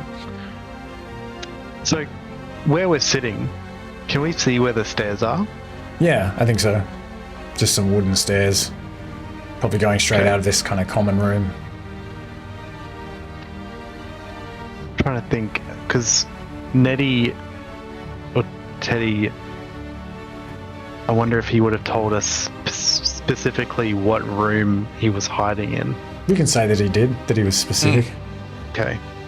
Because I was going to say, I was looking through my features and stuff of what to do, and because I'm a cloud giant, I can bonus action to magically teleport and turn into a cloud. Is it Misty Step? Teleport up. It's basically Misty Step, yeah. Do you have to see where you're going, though? I have to see where I'm going, yeah. So I was just saying if I could turn into a cloud and just disappear and then appear on the stairs and just start bolting for this closet where he's hiding. and Oh, just like so you grab Misty him out of Step the to the closet. stairs and then run up the stairs? Yeah. Okay. You think that magically that would be possible from where you're sitting or standing? Because Tokra's just getting impatient Handsome. with the lack of action that's happening. Just going round in circles with these guys. So maybe even just like mid-conversation, just Tokra just turns into a cloud, and then you hear loud footsteps from the stairs as he starts running upstairs. I'm like, whoops, there you go. You've done it. All right, multiple dwarves kind of jump up like, "Whoa, what's happening?" And you sort of run up the stairs. You can run up the stairs. You know where Shandar is. You can open the closet and like, what do you do? You just see this like pile of clothes and like sheets and stuff with this like boot sticking out. I just grab him by the boot and hold him up. What? Put me down! Put me down! No more hiding, Shandar. What do you want? What do you want? Who are you? Why are you hiding in here? You're ignoring us. I am not hiding. I am doing the laundry.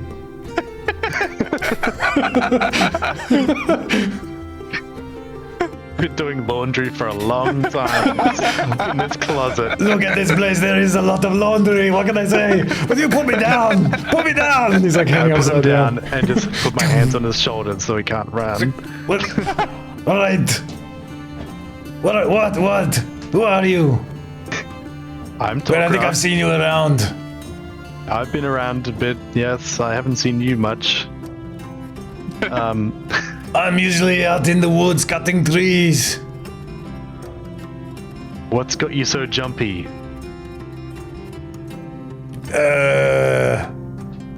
I'm jumpy because you are coming in here trying to grab me and hold me upside down. 10 seconds ago, you never knew I was here. I thought I heard that there was maybe, what does he say?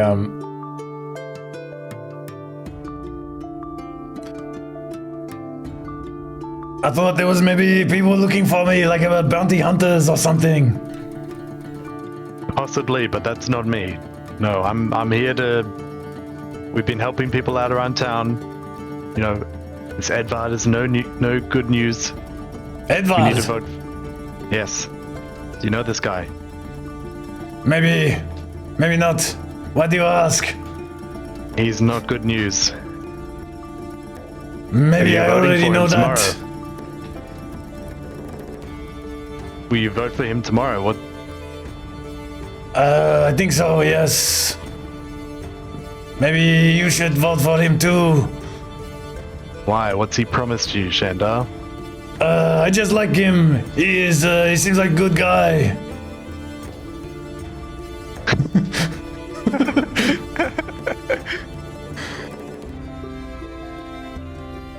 You definitely don't think you think he's hiding something for sure. Yeah. It's okay. You can tell me what he's promised you. I'm not going to tell the authorities about all the underground things that you get involved with. I'm not interested. Give me a persuasion check.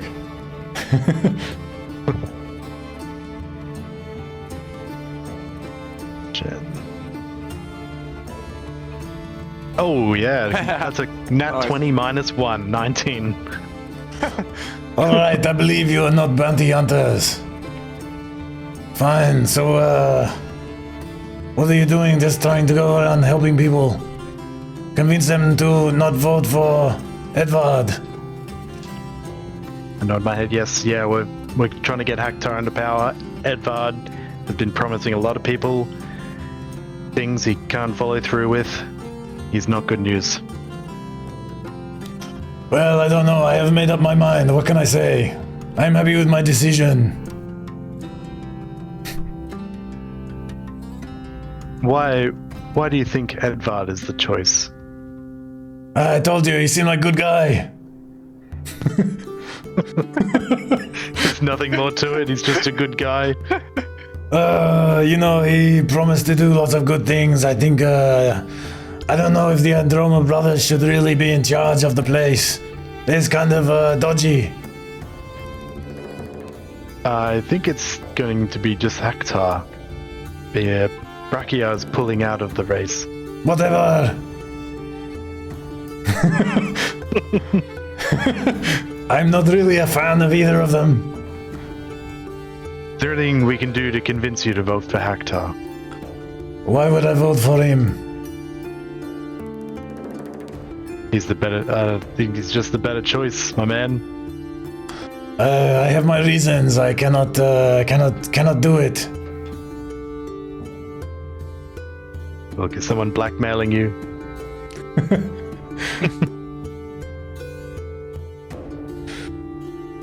Are we have the rest of us? Can we? The rest of us make ourselves? Yeah, you can make probably our way maybe upstairs all of as the well? dwarves and everyone Stumble else through can the all door kind of and like stumble stumble up. up the stairs and kind of find Yeah. out what's happening. They kind of you all kind of come in through the door and like see like Tokra speaking to Shandar in this room. He kind of like looks over at everyone like, oh, it's a party in here. Ah, Shandar. Fancy that, finding you in the closets by chance. I was doing the laundry. Ah, yes, there's a lot of laundry around here. Yeah, exactly. That's what I keep telling this Goliath.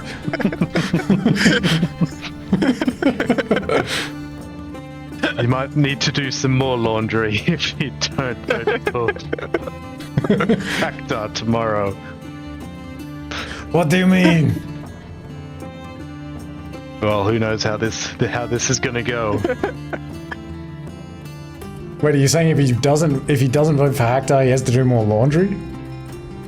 Yeah, there might be more bloodstains on these clothes. Ooh, give me an intimidation check. He's still holding them upside down. I've got him No, by the no, put him shoulders. down. Yeah. Oi! Hey, it's another nat 20. Nat 20 plus 1, 21. I guess I believe you. I'm just kidding. He says, all right. I'll tell you the truth. He says, it is funny you say blackmail. I am being blackmailed by Zentarum agents. They are threatening to inform the authorities in Mirabar of my whereabouts. I am, let's just say I am not, well liked in Mirabar. And, I don't know, they get me to go to Targos regularly and, report on Good Mead. I don't know why. But anyway, Edvard, he saw me do this, and he approached me about a 10-day ago, and he told me that he will use his magic to prevent me from going to Targos unless I promise to vote for him in the election. And I had to convince all of my friends to do the same. He kind of indicates all of these other dwarves, and they're kind of like, yeah. It is true, that's why we were gonna vote for Edvard. We didn't want to say anything. Yeah, I mean, I don't even really like the guy, to be honest.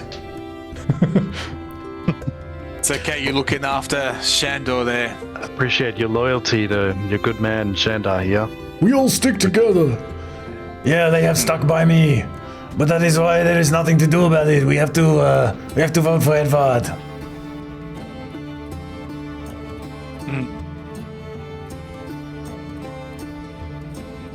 What type of magic did he mention he was lock going you to in use?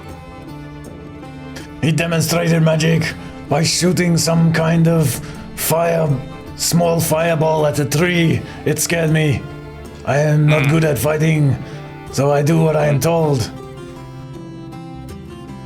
Yes. Ah, yes, Edvard. I can almost guarantee you, if you vote for Haktar, I will personally escort you out of Good Mead. And you'll be able to leave town. I promise you that. There's no magic holding you here. All right, give me one more persuasion check. Okay. I've been rolling so well. What should I get in that one or something here? 10 minus 1, 9. Okay. Yep. I was going to ask that. Also mentioned, after this election, we're definitely going to pay Edvard a visit and sort out a lot of these threats, lies he's been telling the town, necrofancy stuff. So you'll find it on good accord that he'll definitely be busy with us. Okay, Tokra, you can roll with advantage, so you can roll again. Alrighty.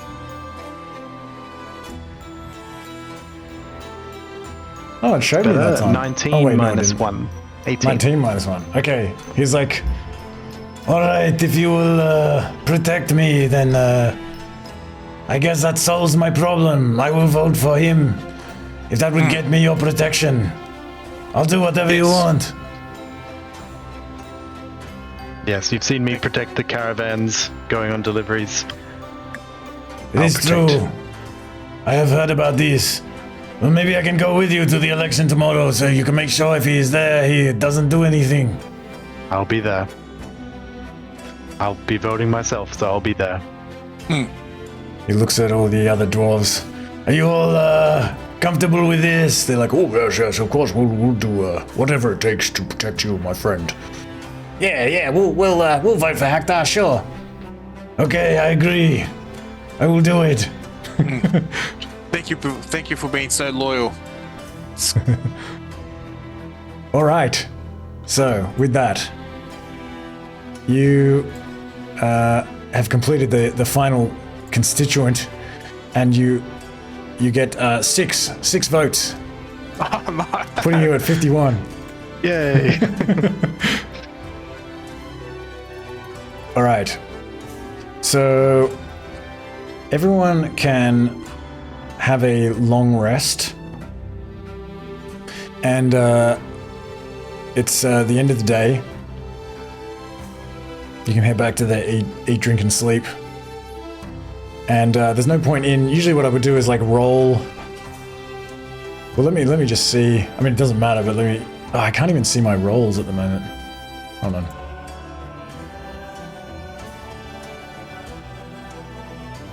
Interesting. So you guys can tell me what's the result of this D100? 87. 87. Oh, nice. So what's so let me have a look. Let me just do this anyway just to see what the result is.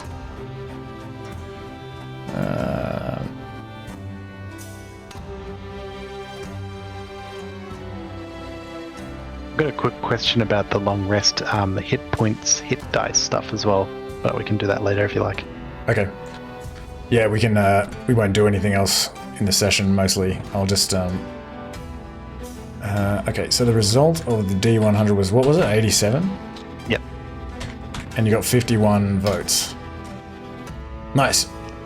So that brings it to 93 votes for Hector. Holy. Because it's, the formula is like, let me see if there's like an easy way to like put this in here. I kind of want to put it in here. I'll take a screenshot of this. Because it's something I worked out a while ago, and I mean, I didn't really work it out. I had to get Anna to help me work it out.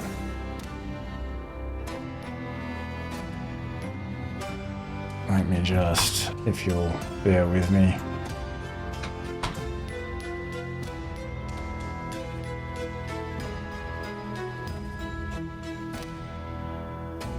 Chuck it in here.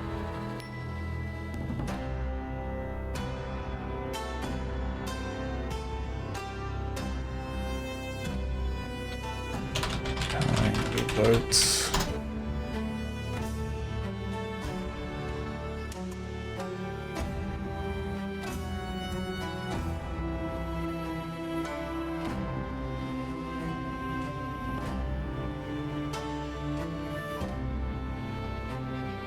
All right.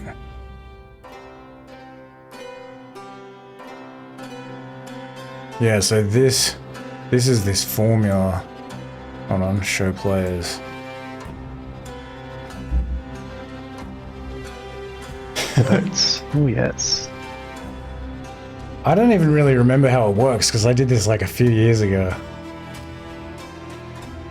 So 1d100 times, yeah, 100 minus A. But it was kind of this method that like, yeah, me and Anna concocted. And I'm shit at maths, so she like helped me with all the maths. Anyway, I just thought I'd chuck it up on the screen just so it's like, just for posterity. But yeah, so you get like 96 votes or something like that. 93 or 94 votes. Okay. So. I could just imagine Edward voting like the same, like he voted different times with different characters, like in disguise. Like, like the only votes that he got was his own.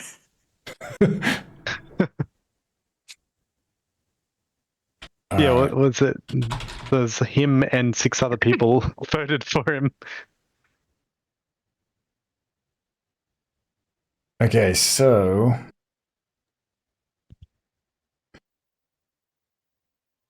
in the morning. I bet that little girl voted for Edvard. In the morning, the townsfolk trickle into the mead hall. Maggie's serving refreshments, so you grab a drink and hang back to watch. And Teethgrinder buys a large stein of mead despite the early hour, and the Androma brothers join soon after. Around midday, Edvard makes his appearance. He's all smiles and pleasantries, his short black hair and beard are trimmed precisely, and his oiled moustache is impressively pointed. His handsome, pale blue eyes emit confidence and warmth, and his lips are turned up in a partial smile. And Luthando Abuchi is there. He's been appointed as overseer, and he's directing the townfolk to form a line. And at the front of the line, there's an urn for Haktar and an urn for Edvard. And each constituent takes a clay token from a crate and drops it into one of these urns. And some of them sort of announce their preference proudly or make a final argument on their candidate's behalf before voting. Astaskal tells everyone how Haktar's agents got rid of the Yeti. And Yanwei Ko tells of how Yuan Tain returned his tools to him, and how Edvard blackmailed his own son into taking them. And Wallarg Norik announces that you, working for Haktar, sort of killed the kobolds that were fishing the lakes dry, and that Edvard's an outsider who shouldn't be trusted.